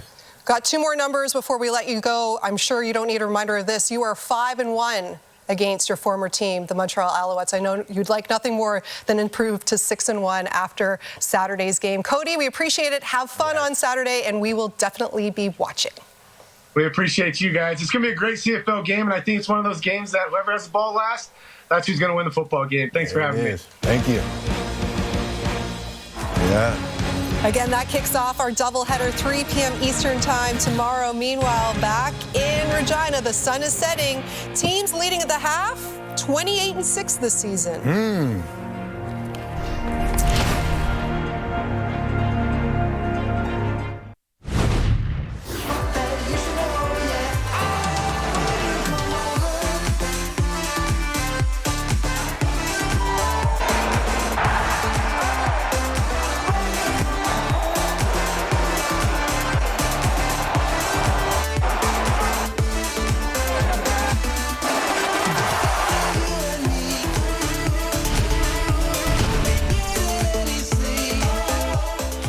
Friday Night Football at Mosaic at the half, and it's the Riders leading this one by 7. And a look at the halftime numbers. Ottawa had the lead for a while, still in it though, but Trevor Harris, Keyshawn Johnson really catching fire in that second quarter. Of note for Ottawa is Aiden Eberhardt, their leading receiver, and here he is now with Brett.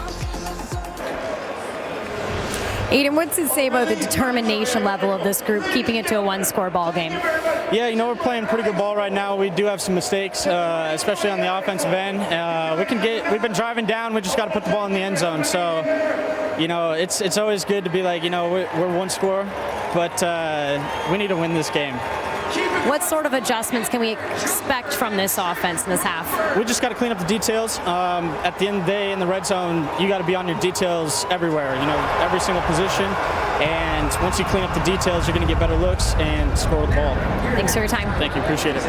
Well, the Riders wanted the ball to start the second half. Johnny Johnson takes it on the kick by Getman. He gets it out to the 28. So Saskatchewan, the offense, Luke, as mentioned, catching more life, especially with that drive late in the first half. Yeah. During the return, illegal block, Saskatchewan number 2. We'll go back 10 yards. It's going to be first down.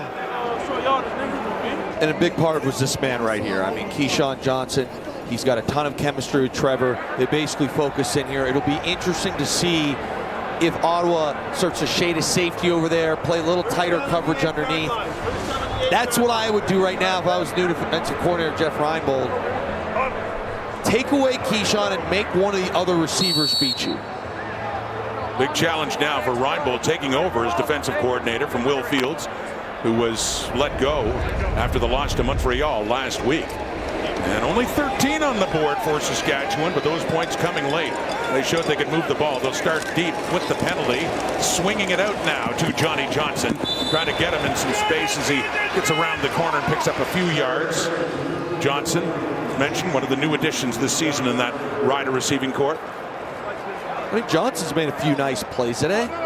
Even there, again, I think Mark Mueller's going to kind of like his. He's got to find today a couple more weapons to develop. Coming into it, he had the luxury of having Sam Ennis and Shaver Baker, and obviously Keyshawn. One of these guys has to step up today, and Johnny Johnson certainly making a statement. Well, on that catch and run, picks up 4 yards, gets it up to the 12 and a 2nd and 6. Harris steps up with time, and no, looks like he had Deshaun Mims for what would have been a first down, but he can't hang on. Lucas Cormier on the coverage, and the Riders will have to punt deep from their zone. Yeah, they're doing something to confuse. You can see Trevor looking back right here. There must be something on film here, but Trevor's assuming a linebacker to buzz to the flat, and he's trying to rip a seam in here. It's the same play that he threw the interception early in the game, and they're just giving him a different look where that linebacker is dropping back, and it's got him a couple times. I think they'll have an answer for that here very soon.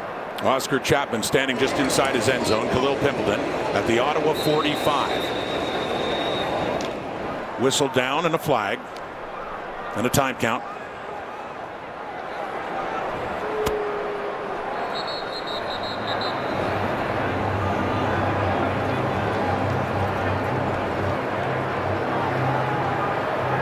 And again, Corey Mace wanting an explanation for this penalty.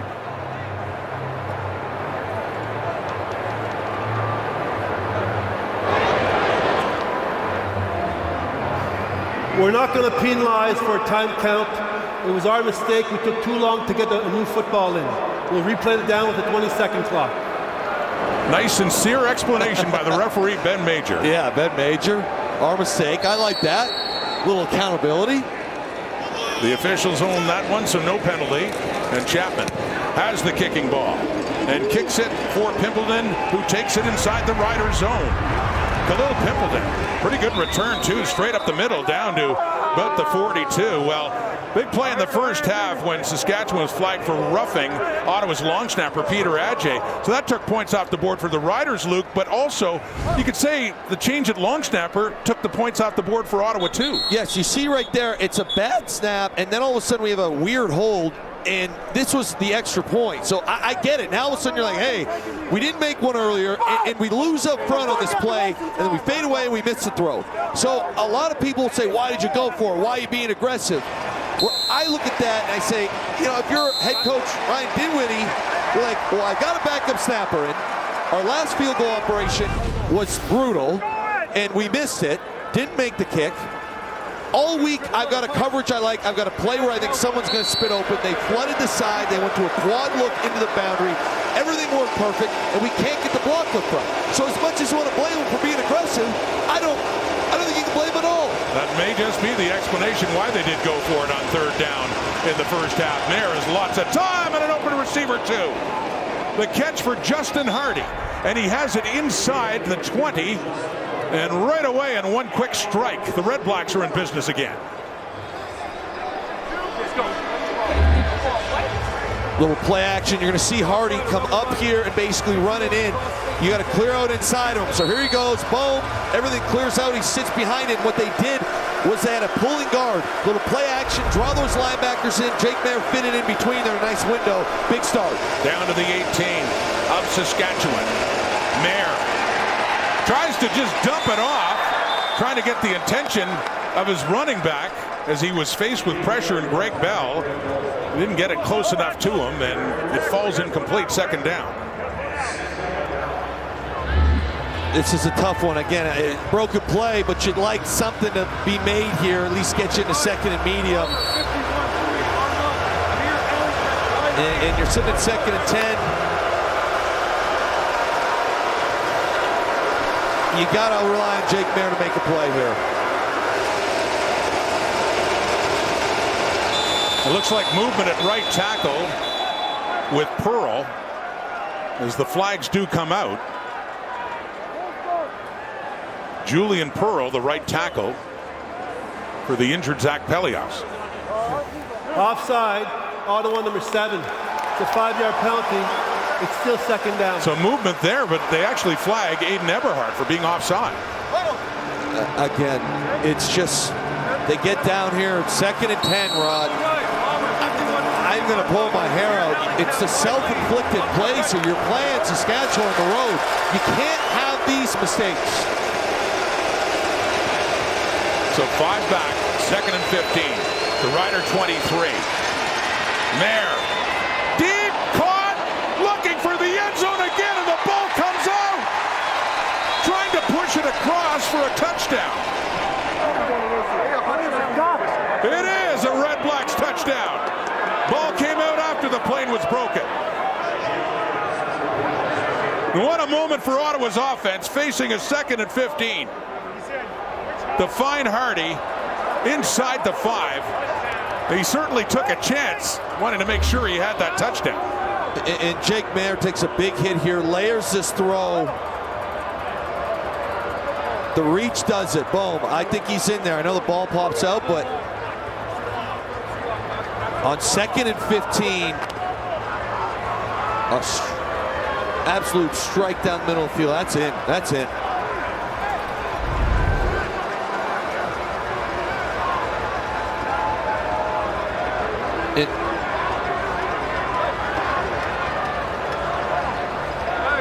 The ruling on the field of a touchdown is confirmed. So they looked at that again. And Rod, back to her point about the long snapper and not loving your operation. Well, clearly you don't trust the snapper here. You would go for a tie here. This is why they're doing it. They're going for 2. And you're right. Looks like there they get it. And it pays off. But it does look like a lack of faith right now in the field goal team with the change, it would seem, at long snapper and the injury to Peter Adjei. So Khalil Pimpleton picks up the 2. That pays off. And we do wonder later in this game, if it comes down to, say, a critical field goal, what the Red Black decision will be. 2 points after the touchdown, and Ottawa has the lead again.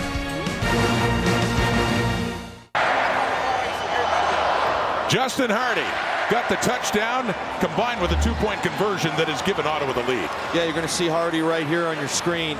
Runs a similar play from earlier in the drive. Pushes up, foot in the ground, and bends around that dropping linebacker. Finds the void in the zone. And the 2-pointer is a well-struck ball, well-thrown ball, right in the corner. Tough spot to defend there when you're playing zone coverage.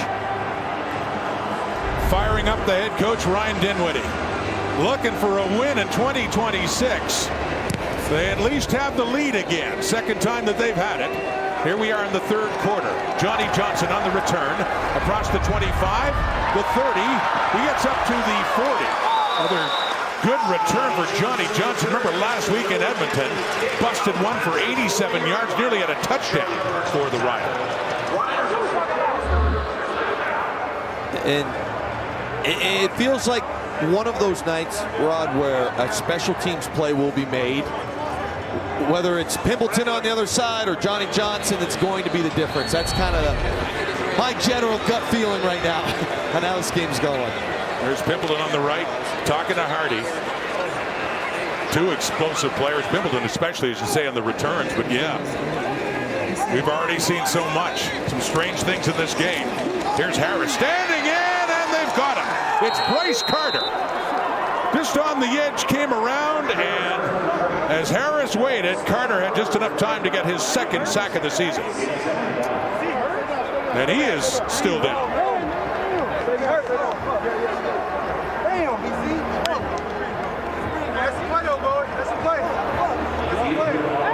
In his fourth year at a James Madison University, Bryce Carter. Yeah, and I'll tell you, you have an extra offensive lineman here. Bell comes in and is playing tight end, and he just loses. Like, you have him in there to win that rep, and he gets swum. And a lot of times, and I'm a little biased here, Rod, but I always found when you put the big guys out at tight end, like, oh yeah, it's just the same thing as offensive line. The angles are much different. Right.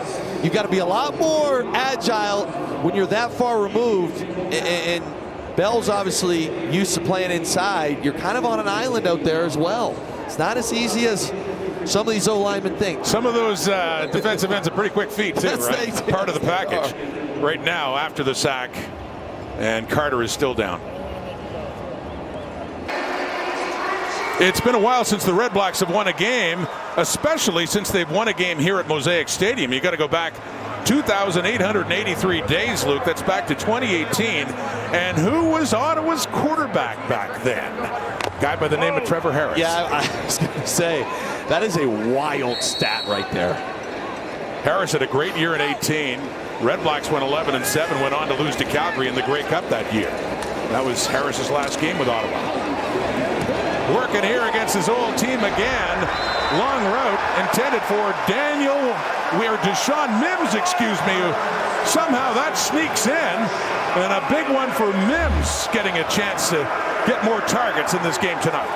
Talk about threading the needle, and that's the perfect angle to see it. Not a big window, and Trevor Harris gets it done. And then back to the ground. We saw earlier Quali Connolly limp off and Thomas Bertrand-Hudon come on late in the first half, and Bertrand-Hudon gets that carry. We'll have another look. Deshaun Mims, whose dad Robert Mims ended his career with Saskatchewan. He was the CFL's leading rusher back in 1996. That'd make Dad proud. Yeah, absolutely. Harris runs again for the second time in this game. Only had 3 carries coming into this game tonight, and that one is enough for a first down, Saskatchewan. And they're up tempo right now. No huddle. Trevor Harris at the line of scrimmage, operating right now, giving signals.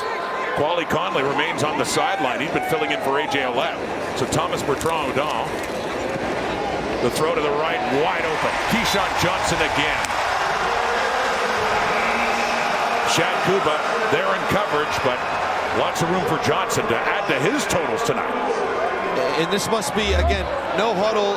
They're seeing something they like. A bit of a back shoulder go ball here, but there's still no huddle, which is not always traditional for them. Signals at the line of scrimmage. Right from the 23, Bertrand-Hudon with the carry. Straight up the gut, down inside the 20. I have a feeling that they're trying to basically limit what defensive coordinator, new defensive coordinator, Jeff Reinbold can call right now. So whether it's different looks that he's been given, things that they weren't expecting because he is a new defensive coordinator. Hey, you want to play this game where you're showing us something new? Well, Let's see if you guys communicate signals this week. 2nd down and 5 from the 18. That's caught and more! Touchdown! Dylan Jette, in his first CFL start, has his first CFL touchdown.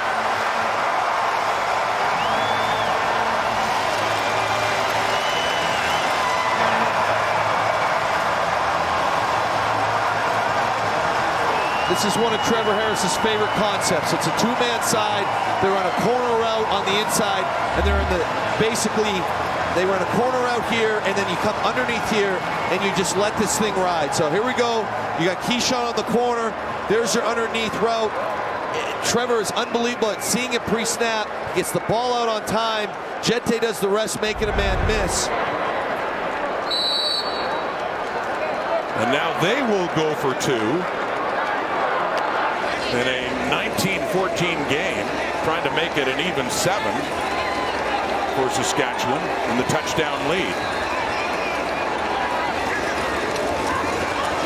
And Harris with lots of time, lobs it in and has it to Keyshawn Johnson.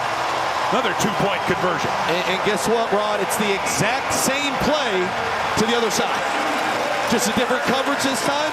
So you got the corner, you got the inside route. We know what Keyshawn Johnson can do. Harris was excited about these young kids getting a chance, including Jette. He gets the 6 points, and then there's the 2. Dylan Jette, his first CFL touchdown. Hey, Luke, Trevor Harris was excited to see the young guys get involved, and they certainly got involved in that drive. Yes, they did. It started here with Mims. I mean, it's a tremendous catch, going down, getting it. Trevor using his legs a little bit, gave a first down flash after this bad boy. And then all of a sudden, you go back to Keyshawn, and Jette finishes this thing off. This looks like the Riders' style of offense. Keyshawn's obviously the focus tonight. We were kind of wondering when Jette, Mims, Johnny Johnson kind of make their mark, and all 3 of them now have had big moments in this game thus far.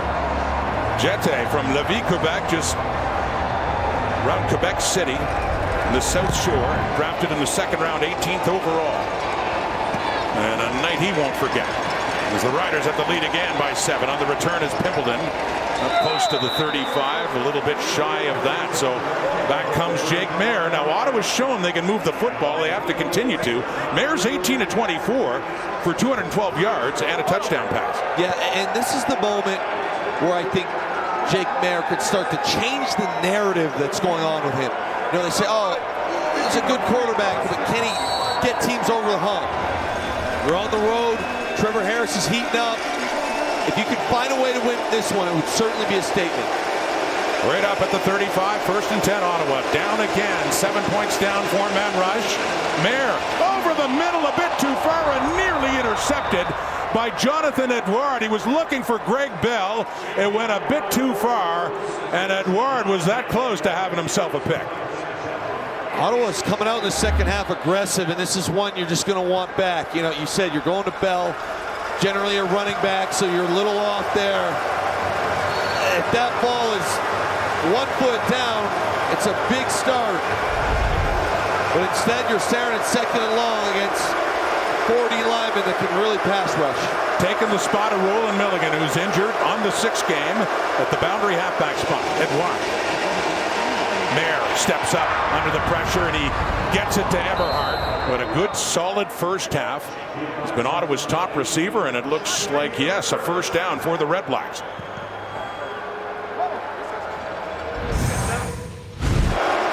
Look at what he did in the first half. He's played well today. You know, it's been Eberhardt has been on it. Mayer's been solid. Eberhardt seems to be Mr. Reliable for Jake Mayer.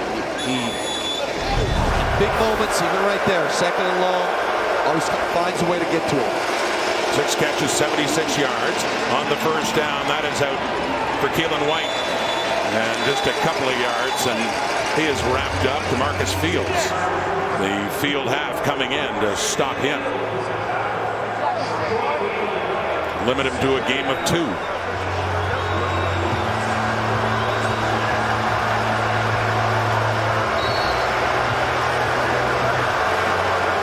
Oilers come in at 5-2. Edmonton at 6-2. They just split a pair of games. So they, for now anyway, can move into a tie for first in the West if they can get this win tonight. Edmonton plays Montreal this week. The throw caught by Cade McDonald. And the signal is a catch. Keeping a foot in bounds, McDonald. And after Eugene Lewis was released this week, he got a spot in the starting lineup for Ottawa. This is an unbelievable throw. You want to talk about arm talent. He whips this thing out here right in the sideline. Perfect throw and catch. And another second down and long conversion. Just kept that left foot in bounds. Quickly again. Eberhardt, but no. Can't hang on. Incomplete. Second down, and they are at the Saskatchewan 41. Again, coming into this game, Ottawa was ranked 9th out of 9 teams, obviously, in second down conversions. They've done a good job tonight, and they've been in second and long, so they need another one here. But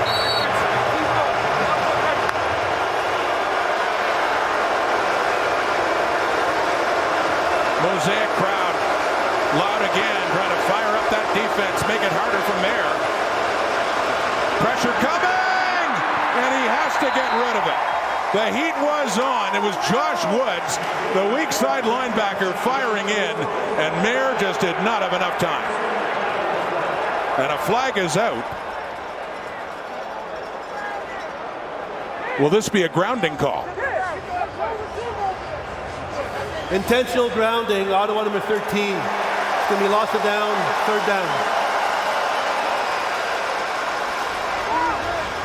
I'll tell you, Woods lines up in the A gap, and he's actually trying to. So here is Woods. He's trying to pick. He's not even trying to rush at first. He's trying to open up his teammate. See, he's not even looking.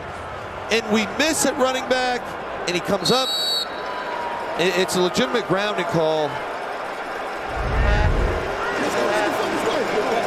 Has to get it across the line of scrimmage.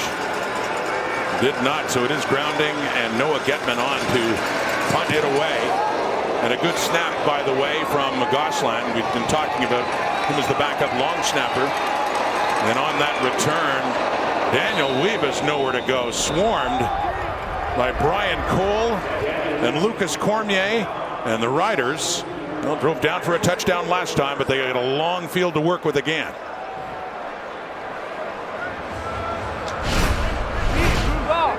The pressure on Mayer. Woods coming in, had to throw it away. Riders with the lead and the ball. There are several former Riders in the REDBLACKS now, including that man, A.J. Allen, Grey Cup champion in 2025. Let's go back to Brett. Thanks, Rod. A.J. Allen shared with us just how tough it was actually going to be for him tonight, being on the away side of the stadium. He said, I've never been on that side before.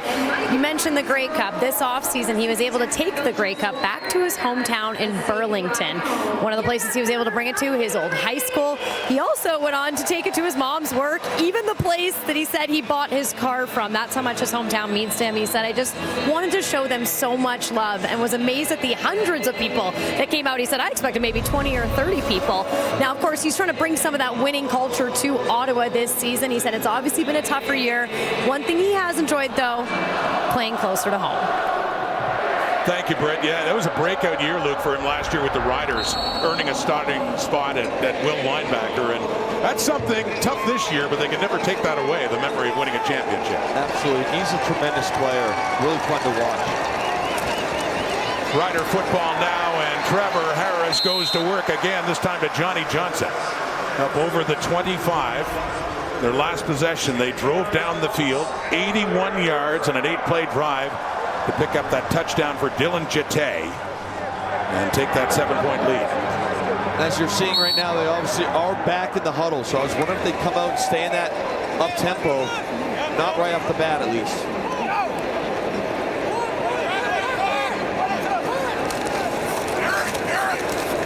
On the play fake, dumping it off to Deshaun Mims.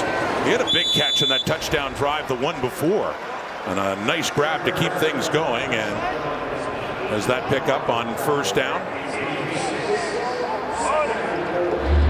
Yeah, you're going to see him on the left side. I got a little worried here because when you watch the running back, it's a play fake, and we actually hit Mims on the way out. So you'd like the timing to be a little smoother there, but they managed to get it done and found a way. Yellow right, 63 Boston, yellow ready.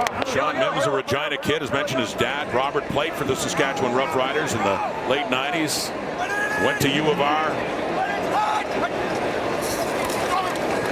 Getting some touches tonight, including that one. Mims again. What a night he's having. Up across the 40. And the sticks move again for Saskatchewan. And they've now gone away from huddling. So again, some sort of tell. Mark Mueller saying, hey, we like a matchup. So we're calling signals at the line and we're just going.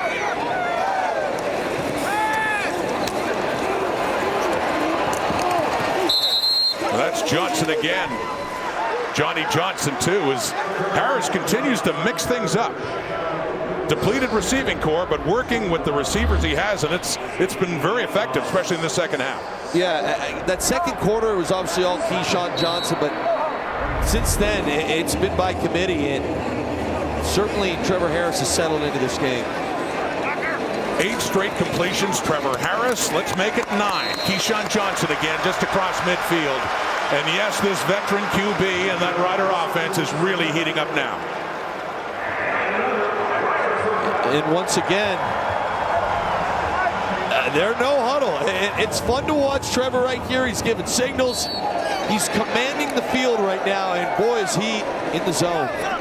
Over 300 yards passing. And running now, Thomas Bertrand. He's the running back after the injury to Quali Conley, filling in for the injured A.J. Ouellette. And a good pickup there for Bertrand Houdon on a first down Riders. And just watch this entire offensive line move bodies. You see the 4 guys there, and Bertrand Houdon does a great job pressing the hole, but this O-line is imposing their will on Ottawa's defensive front right now. It certainly feels like this is the moment that can kind of break this game open. Down to the 43. Well, Quali Conley is back in. First touch of the second half. Had been hurt earlier, hobbled certainly as he gets it inside the 40, as the Riders continue to run the football. There's A.J. Ouellette. And they swap off again. Bertrand Houdon back in the game.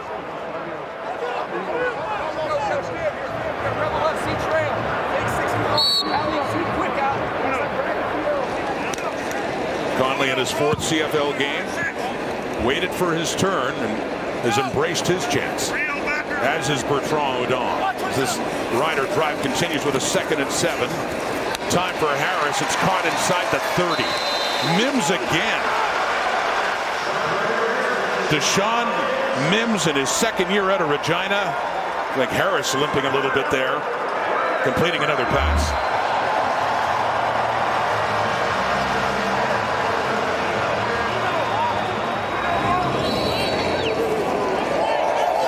Right there. Just up from behind, so seems fine. Throwing again. Oh, a tight coverage too.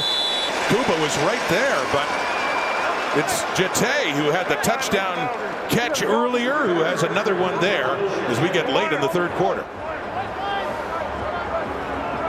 And we're no huddle. Trevor is still limping a bit, but obviously able to deliver tight window throws still. Well, they got a touchdown earlier on an 8-play drive. This is the 10th play of the drive. They're inside the Ottawa 25. And rolling. Johnny Johnson again. Good yardage after the catch, too. Works it inside the 10. 14 seconds to go in the 3rd. And we got a 1st and goal coming up for the green and white. And this is just a quick throw here. You're going to see very quick game drop back. Ball comes out here. Snap. 1 step. Ball's delivered on time, and just the details. You see he puts on the outside shoulder, knows the defender covering him's come from the inside, gets that yak. Running tempo again. Quickly inside the 5 and down near the goal line for Thomas Bertrand Houdon. On the final play of the 3rd quarter, gets that close to picking up a touchdown. You know what that means, though. You know what time it is now. It could be Tommy time. It's Tommy time. Just down before he could reach across and break the plane. And the 3rd quarter comes to an end. Trevor Harris heading on. Tommy Stevens will head on. And short yardage here. As the REDBLACKS did come back in that second half to take the lead again. But this Rider offense is starting to look relentless. They get the lead, heading to the final 15, looking to add to it. The stats through 3 quarters as Saskatchewan is starting to take over this game. Hey, Luke, on a night that Trevor Harris goes over 40,000 yards for his career, really cooking now. He's completed 12 straight passes. Yeah, and it looks easy right now. He's just in that flow state. He's seeing it really well. The ball's coming out accurately on time. Ottawa needs to do something. Well, even if it's something you don't feel comfortable, but Trevor Harris is way, way, way too comfortable with what's going on. The last 2 drives, he has looked like he's in practice, playing against air almost. Pre-snap, post-snap, and you got Tommy Stevens, basically Mr. Automatic on the 1-yard line right now. Yeah, we showed you the numbers for Tommy Stevens in short yardage. They're just amazing. 28 for 28 from the 1. And here he comes down with the ball at the 1, looking for another short yardage rushing touchdown. He already has 8. Stevens, touchdown. Would you expect anything else? And by the way, every time he does that, the offensive line gets a box of donuts, courtesy Tommy Stevens. So break out another box. We're being a lot of donuts this year. And what's cool about this, Tommy Stevens, and he deserves a lot of credit, but watch the right side of this line. You want to talk about putting a deck. I just want you to watch all this over here. Okay, boom, as soon as this ball snapped, I mean, Rod, I don't know what to tell you other than you're going to score a lot when the right side of your line is moving bodies like that. Tommy Stevens just redefining the short yardage game, and did it in Calgary before coming over last year with the Stampeders, and has just kept it going. He had 1 game with the Stamps where he had 4 short yardage rushing touchdowns. He had 3 last week in Edmonton for the Riders, and he has 1 here. That's 9 rushing touchdowns to lead the way in the Canadian Football League. And it kind of embodies, the Corey Mace style of football. When you hear their head coach talk, I mean, just look at the violence that they fire off the ball with. Tommy Stevens finishes it. It's a pretty special team, obviously coming off the Grey Cup, and they do a lot of things that don't show up on the stat sheet extremely well. And just going to these 2 teams, Rod, we have flashed how great Tommy Stevens has been on short yardage, and if you've watched Ottawa this year, they've been atrocious at short yardage. And it kind of goes to show you where sometimes you take these things for granted when in reality they win and lose at games all the time. I had a good chat with him before the Grey Cup last year at the Winnipeg Hotel where everybody was staying. He's very proud of this rule. You get some people, you feel like, okay, well, bide my time, but I want to get in and, I want to be the starter. I want to be number 1, everything else. He takes it very seriously. He's very proud of what he's done in the CFL in that specific rule. And you're right. We have seen times when teams don't have this. They don't have that kind of option. What a payoff it's been for the Riders. As they kick off, as Ottawa's now down 14. And it's Khalil Pimpleton. Gets bumped, gets it up around the 40, but Jake Mayer and the REDBLACKS have a lot of work to do. And I mentioned the rushing touchdowns, but overall, he does lead the way in touchdowns with 9 with that 1 he had. Tommy Stevens. All smiles now, and get another box of donuts for the crew up in front of you. And those big boys be liking these donuts, it might make them go even a little harder. Well, ask Corey May. Said he concerned that the O-line getting too many donuts. Not at all. Keep bringing it. Means they're scoring touchdowns. Jake Mayer underneath there to Greg Bell. 45, runs for a first down. He gets it up across the 50, closer to midfield. 14 minutes to go in the 4th quarter. REDBLACKS trailing by 2 TDs. It's a shame they haven't been able to get Greg Bell going on the ground this year, because even a little moment like that, like he makes it look so easy. Catches this ball here coming out of the backfield. Looks like, oh, it's going to be a 5-yard gain. This is checked out. But look at this right here. I mean, that's Jameer Thurman. That's a great tackler in this league. You'd love to see if you're Ottawa, Bell be a little more active.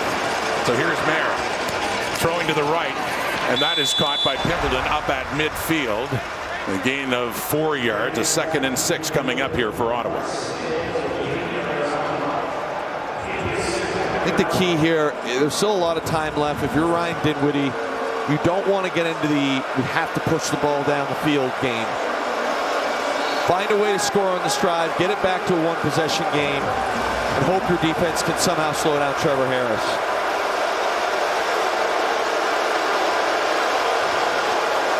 Mayer's thrown for 260. He's a whole lot more now. Airing that out, intercepted.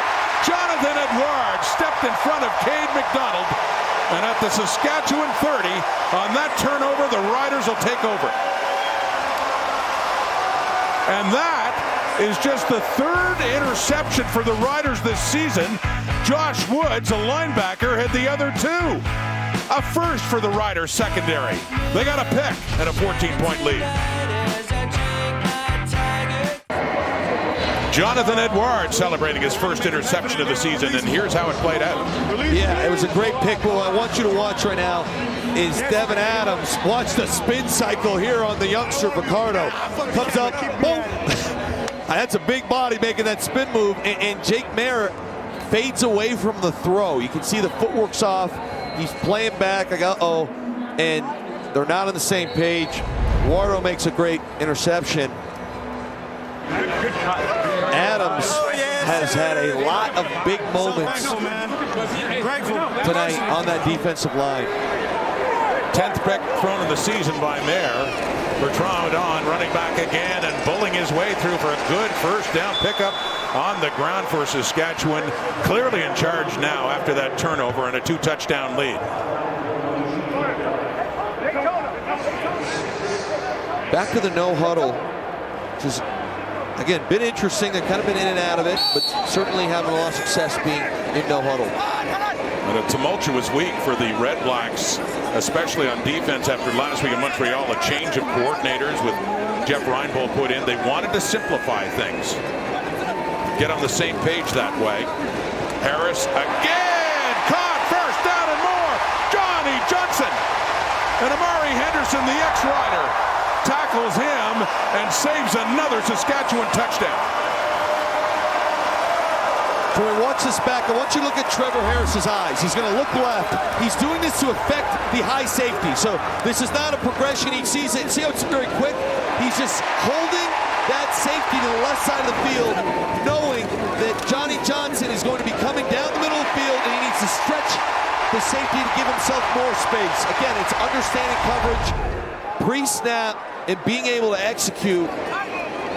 This man is on absolute fire right now. 29 of 37, 386 yards passing. Trevor Harris, flag out as that's thrown for Dell Duncan Busby down at the 15. Flag came out quickly with the snap of the football. Offside, Saskatchewan number 85. We'll go back 5 yards. We'll replay first down. So penalty to push the Riders back a bit. But yeah, you talk about how Harris is just on fire, and it's Johnson and Johnson as well leading the way in the receiving corps with Johnny in 7 catches, 117. Keyshawn, of course, 11 for 133 and a touchdown. So yeah, injuries to the receiving corps, but Saskatchewan's finding a way, aren't they? They absolutely are, and the numbers were a bit slow to start, but they've been moving the ball at will now. Running again, running hard, running down near the 5 is Thomas Bertrand. A first down, a first and goal Saskatchewan.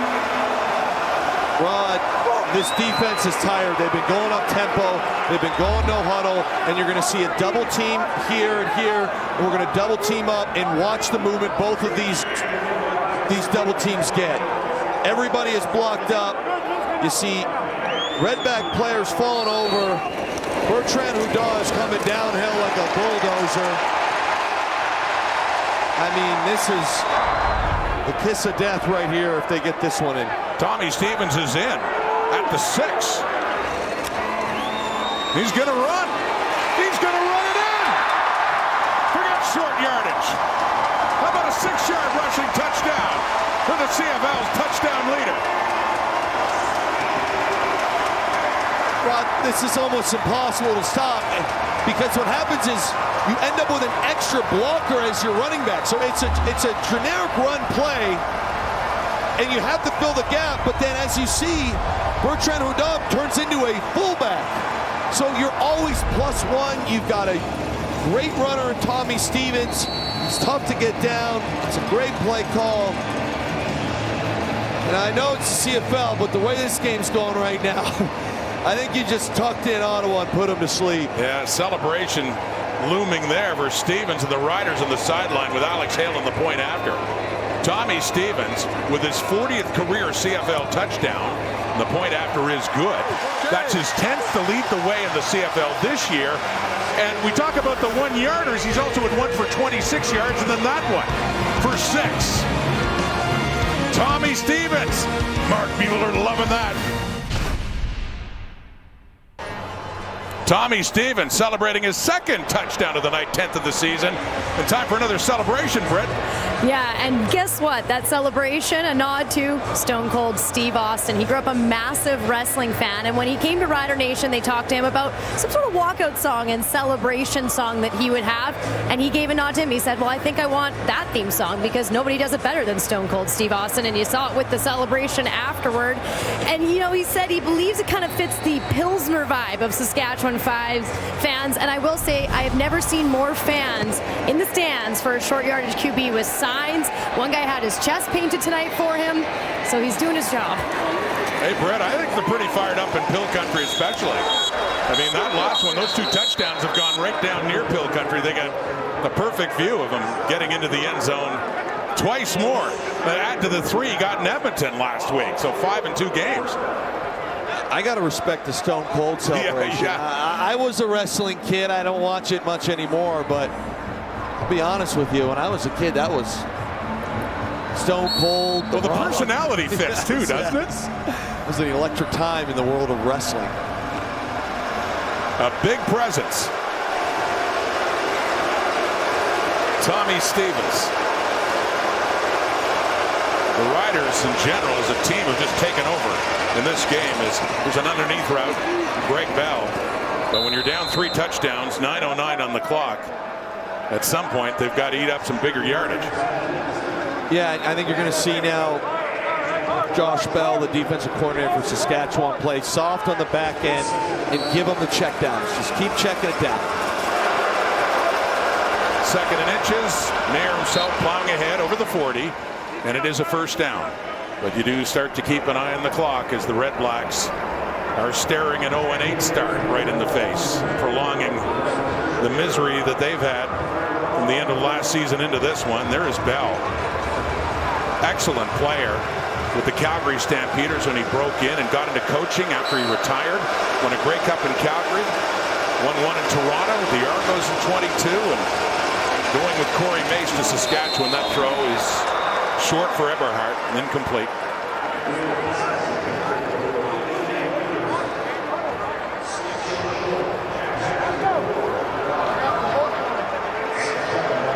As much as this game seems out of touch for Ottawa, when you haven't won a game, this is still quality time to refine your offense. So I do expect the ones to be in for the majority of this end of the game, and for them to continue to try and be aggressive. And that's complete. That's McDonald. Said getting the start with Eugene Lewis being released after last week's game. Marcus Fields in on the tackle there. But to your point about Josh Bell and the Rider defense, I would think content to give them shorter passes. They get up to midfield here. 7.5 minutes to go, just under. 4th quarter, underneath again. Keelan White. Good tackle there by Jackson Ford, the safety, and open space, but It's another second and short coming up here for Ottawa.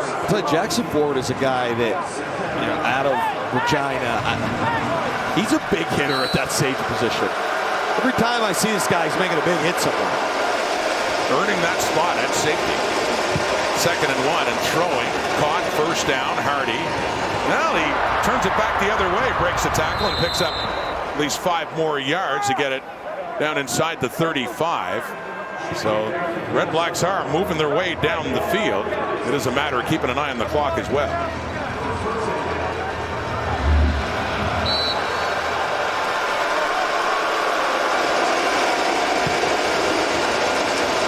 Mayer steps up, checks that down, and Eberhardt breaks the tackle and gets inside the 20, down to about the 17.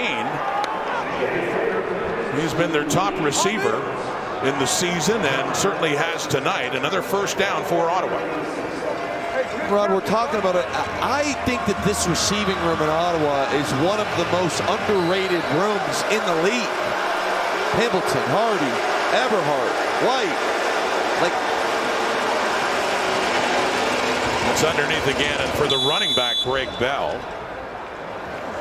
Another short pass. And you look at total rush yards tonight, you're sitting at, Ottawa is currently sitting at 12. So it's tough that when you don't have any run game whatsoever, it's hard to get teams to play honest. Mayer throwing again, takes a look to the end zone, but no. Going up high for it was Eberhardt. The coverage was very good. You see Jackson Ford among the riders in there. So 3rd and 5, and this, of course, makes total sense. They got to play 3-down football now, down 3 touchdowns. Yeah, and it looks like right guard Gio Vicardo might be down. So you got a 3rd and 5, and you're missing your starting right guard. That's you don't love that if you're Ryan Dinwiddie. The problems continue to mount. Now, we did see last week against the Alouettes how Dinwiddie decided to start going for it even earlier in the second half when they were down multiple scores, just figuring we can't just keep taking field goals here. And then they were turning it over on downs, sometimes when they only needed a short distance and couldn't convert. And I think part of that has been execution on the player standpoint, but also, Rod, if you go back a few weeks before their bye, they had the atrocious first, second, and third down from inside the 2 that they couldn't complete. That starts to play tricks in your mind as an offensive play caller. Hey, we had a shot against Winnipeg, couldn't get it done. Maybe I need to start drawing other stuff up. So Gio Vicardo heads off. I think he needs a little work done on that left shoe as well. Came out of a shoe as well. 3rd and 5. Ottawa needs a touchdown. At least the first down. Mayer throwing underneath again and caught. And it looks like it would be enough to move the sticks. They had to get to the 7.5, so it would be very close. So this is either, yeah, it is. Ben Major signals it. It is a 1st and goal coming up here for Ottawa.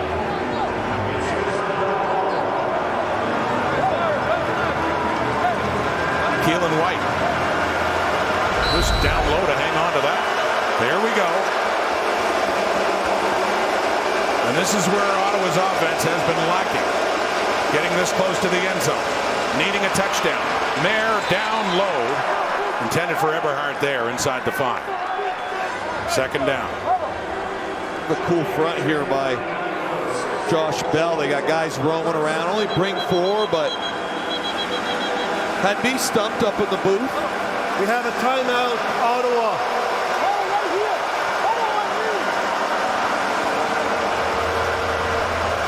So they call a timeout. And, a minute 21 away from the 3-minute warning. So getting that timeout and in a critical spot right now for the Red Blacks. But time and again, and we've seen it this season, you look at the numbers for Jake Mayer and Ottawa's offense, an ability to move the football, but not cashing in. Yes, and it's a solid game. I wouldn't say it was a great game by their offense. Obviously only 14 points. when they review the film, Rod, they're going to say it's a lot of self-inflicted things. Missed throws, mental mistakes. Can they get in the end zone here on the 2nd and goal? Mayer, soft toss, touchdown. Keelan White gets it. They're still down a bunch of points, but they were able to move it down and get the payoff play for a touchdown, Ottawa REDBLACKS. Rod, this is pretty sweet here. I'm going to highlight Keelan White. What he's going to do, though, is he's going to push up, and then he's going to stutter his feet, and then pivot up the field. So it's a too high look, and you've got to, basically, they call it Tampa 2 dropper, and he stops to hold the dropper's feet, and then bursts into the wide open void, middle of the two high safeties. Cool little play design there, and well executed by the REDBLACKS. 3rd touchdown of the season for Keelan White.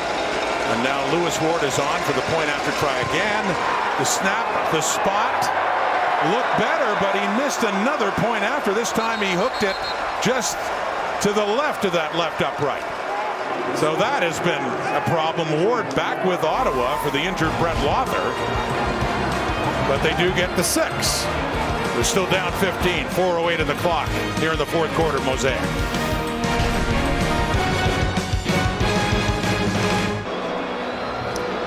Well, there's Corey Mace and Ryan Dinwiddie, 2 friends. They have worked together. They've won championships together. John Hufnagel, legendary especially for his time in Calgary, and underneath that tree, well, of course, Dave Dickinson for a long time. Rick Campbell was there as a defensive coordinator before he went off to Ottawa and won the Grey Cup, and Dinwiddie, 2 Grey Cups with the Argos. Corey Mace was there for one of those as defensive coordinator. They had won cups in Calgary too, and then Mace last year as a head coach with the Saskatchewan Roughriders. Other coaches as well. Mark Killam, a long time in Calgary, is the influence from the Calgary Stampeders. And mentioning Rick Campbell, of course, the Edmonton years, quite influential for Campbell as well. But it's neat to see how they're all tied together, especially in a league with 9 teams. Yeah, and that's, to me, when you talk about Hall of Famers and coaches, I put a lot of emphasis on what their tree is. And I think it's very telling as to when you can have a tree like that with the amount of success that people in the tree have had, goes to show you that you're doing something right as a coach. Yeah.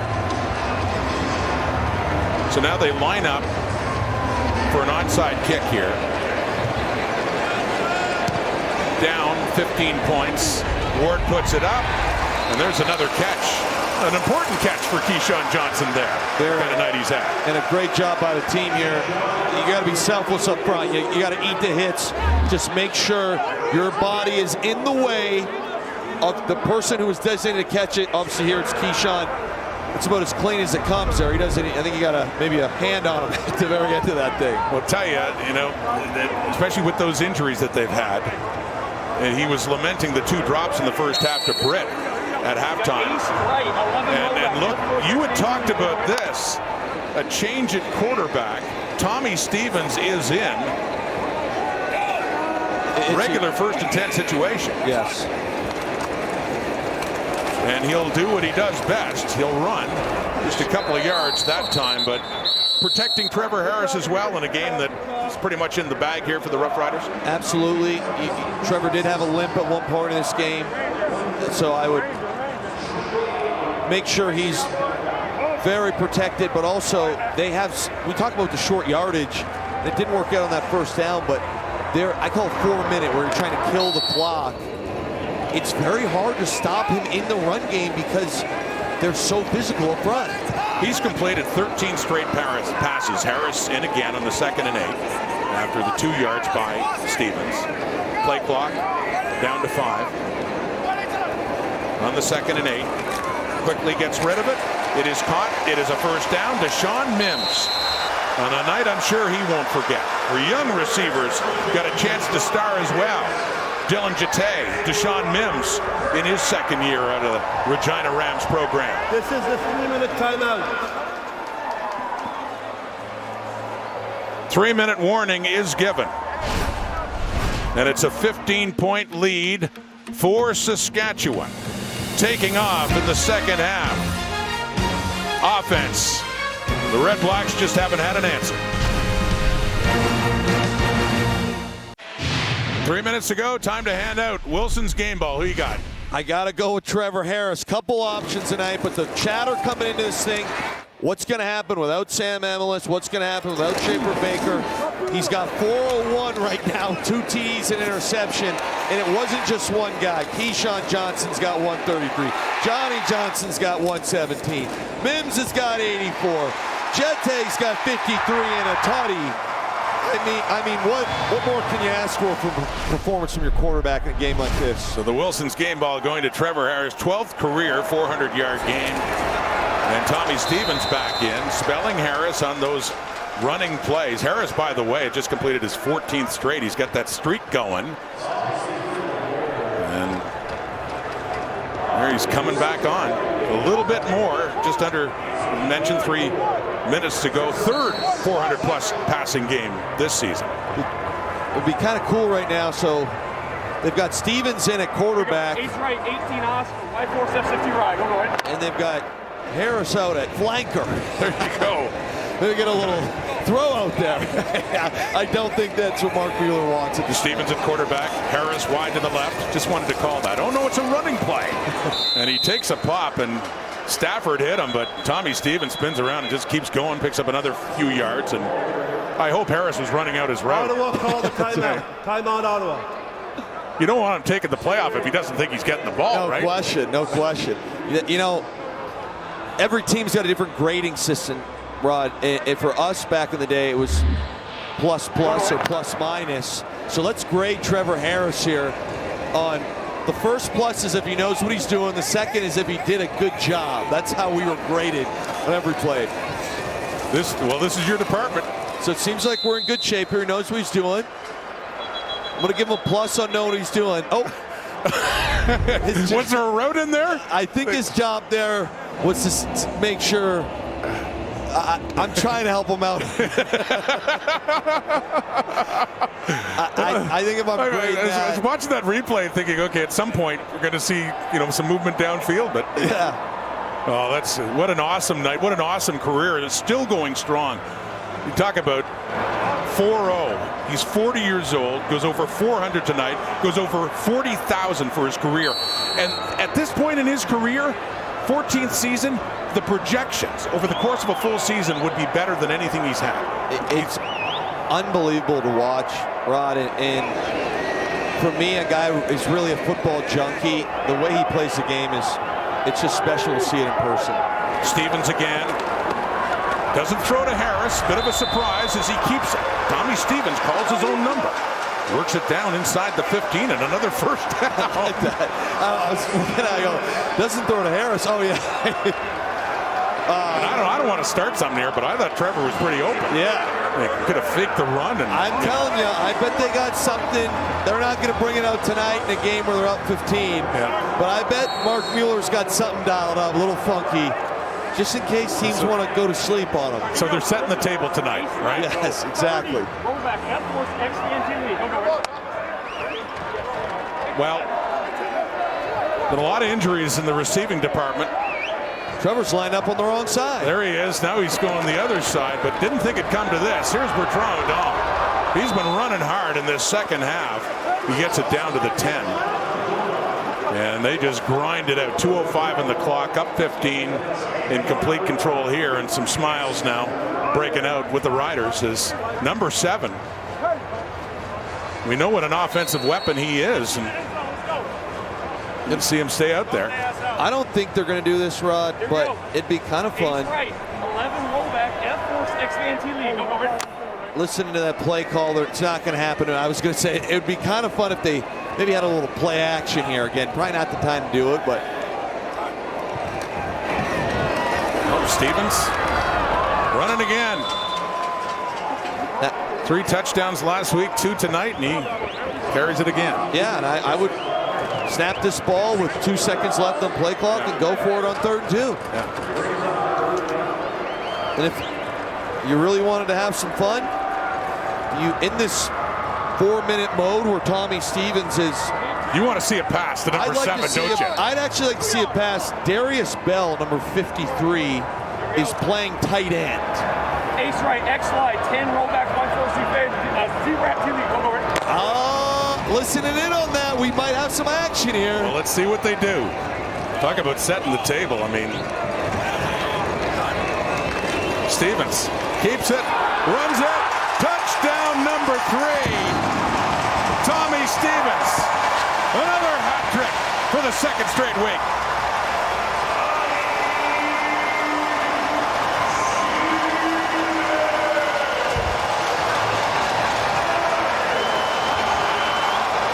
A lot of misdirection, Rod. Again, when you have an offense like this, you got an extra offensive lineman playing tight end.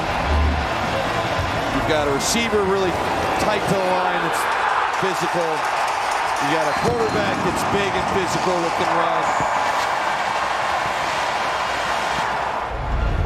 run. 11 touchdowns. That's a new career high for Tommy Stevens. 3 on the night. Point after by Hale. 1:17 on the clock. Saskatchewan about to improve to 6-2, which would tie them at the top of the West with Edmonton. Now the Elks have a big one coming up this weekend against the Alouettes in Montreal. That is a game where I am really excited to watch because it obviously has huge implications. Look at this. Just the juggernaut here, Tommy Stevens. Well, that was the old-fashioned way, and then further distance here. Gets that one from 6 yards away. And the tribute to Steve Austin. Touchdown number 3. Going back to that Elks Alouettes game, both of those teams are also extremely physical. So you look at, especially the defense of Edmonton versus the offense of Montreal. I would argue that both those units, the core principle, beyond all the great players, is physicality. So that matchup is going to be a lot of hard-hitting, absolute grit, tough football. And I'm excited to tune into. How about that quarterback-receiver combo? That's right. That's right. Solid night for that QB-receiver combo. Yeah. Couple of QBs and a big night in very different ways. By the way, Trevor Harris looks like he could end the night with 14 straight completions. No receptions, but lots of completions, and set the remarkable career for that guy on the left. Both of them on this night, but for Trevor Harris, just keeps going. The Grey Cup MVP last year, 40 years of age. And he looks so smooth. Like, to me, when a quarterback is in control, is when pre-snap, he knows exactly what the defense is doing, and he knows how his play call fits into it. And that's where it's so much fun to watch him. And a quarterback change for Ottawa. McLeod Bethel-Thompson, who was with the Alouettes last year. He'd been with Edmonton and the Argos before that, is in now. He'd had some reps already for the REDBLACKS coming into that play, but just here to clean up here for Ottawa and facing another loss. McLeod 3 for 4 for 30 yards coming into that play. And Jake Mayer, you know, the stats, the misleading thing about even the Mayer numbers at 339, and he was over 300 last week, Bethel-Thompson, and up a little bit high for Pimpleton and incomplete. But Jake Mayer's projections in terms of passing yards, even on a winless team, Luke, are better than any point he's had in his career. Now, I know that's misleading. Agreed, but he started slow, as did the whole offense, and the narrative develops, oh, you know, you shouldn't be playing. If you really take a deep dive into his film, the last 4 games he's played, he has played well enough for this team to win. He has. That's just a basic fact. I will die on this hill, Ron. I'm not saying he's played at an MOP level. I'm not saying he's played the game to create a way to win. He has played well enough to win football games for Ottawa. And this team has a lot of problems. And I mean, that's preventing them from winning games. And they have a lot of limitations. Yeah, like running the football, as you talked about. Bingo. Yeah. And then to make matters worse, they make some of the most ridiculous mistakes offensively that I've ever seen. And they had a couple of those tonight, so falling to 0-8 now. And Hamilton 6 points ahead, but the numbers don't lie. There's a catch just close to midfield. Bethel Thompson to Eberhardt, but under a minute to go now, and yeah, I mean it was. They were in a tough time the first time they played the Riders, coming into that one back in week 5. That much tougher now. And Saskatchewan, as mentioned, in a tie at 6-2 with Edmonton. Now they play again one more time this year, but they just split 2 games, and the Elks still have a game this weekend. Coughed up by Bethel Thompson, hit from behind by Liam Hoskins. Coughed up the football. And a strong note there for the Rider defense as Benoit Marion falls on that. There's your turnover story in keeping with the way this game has gone. McLeod Bethel Thompson has had 4 snaps. He got drilled on the first snap, which he completed. They kept him clean on the second. He got absolutely lit up on the third. And here's your 4th one. And I get that it's garbage time, but you're rushing 4, okay? And we take this hit. And again, it's not, we didn't get beat there badly, but it just, puts salt on the wound that you have your backup QB in. He's in for 4 snaps, and he's on the ground for 3 of them. The new kneel down rule, 33 seconds on the clock, and this game a foregone conclusion. And Ottawa goes to Winnipeg next week, but they'll do it with a record of 0-8 as the losing start continues. And going back to last year, 14 straight games. Much different story for Corey Mace and the Saskatchewan Roughriders. And another great night for Trevor Harris and 2 friends. They coached together. They've won championships together. Corey Mace and Ryan Dinwiddie. A quick embrace there. Trevor Harris coming into this game is projected this season for going well over 5,000 yards, about 5,800, and didn't do anything to diminish that tonight, going over 400 yards for the game. Tough time to be a Red Blacks fan. You feel for him. But on the flip side, Rod, the Saskatchewan team is the real deal. That division is going to be really fascinating to see how it plays out. And that's with the injuries that they've had. Yeah. Players did step up again, Luke. And extremely well coached as well. We'll be in Vancouver tomorrow for the Ticats and the BC Lions. That's it for Mosaic. Thanks for watching Friday Night Football on TSN.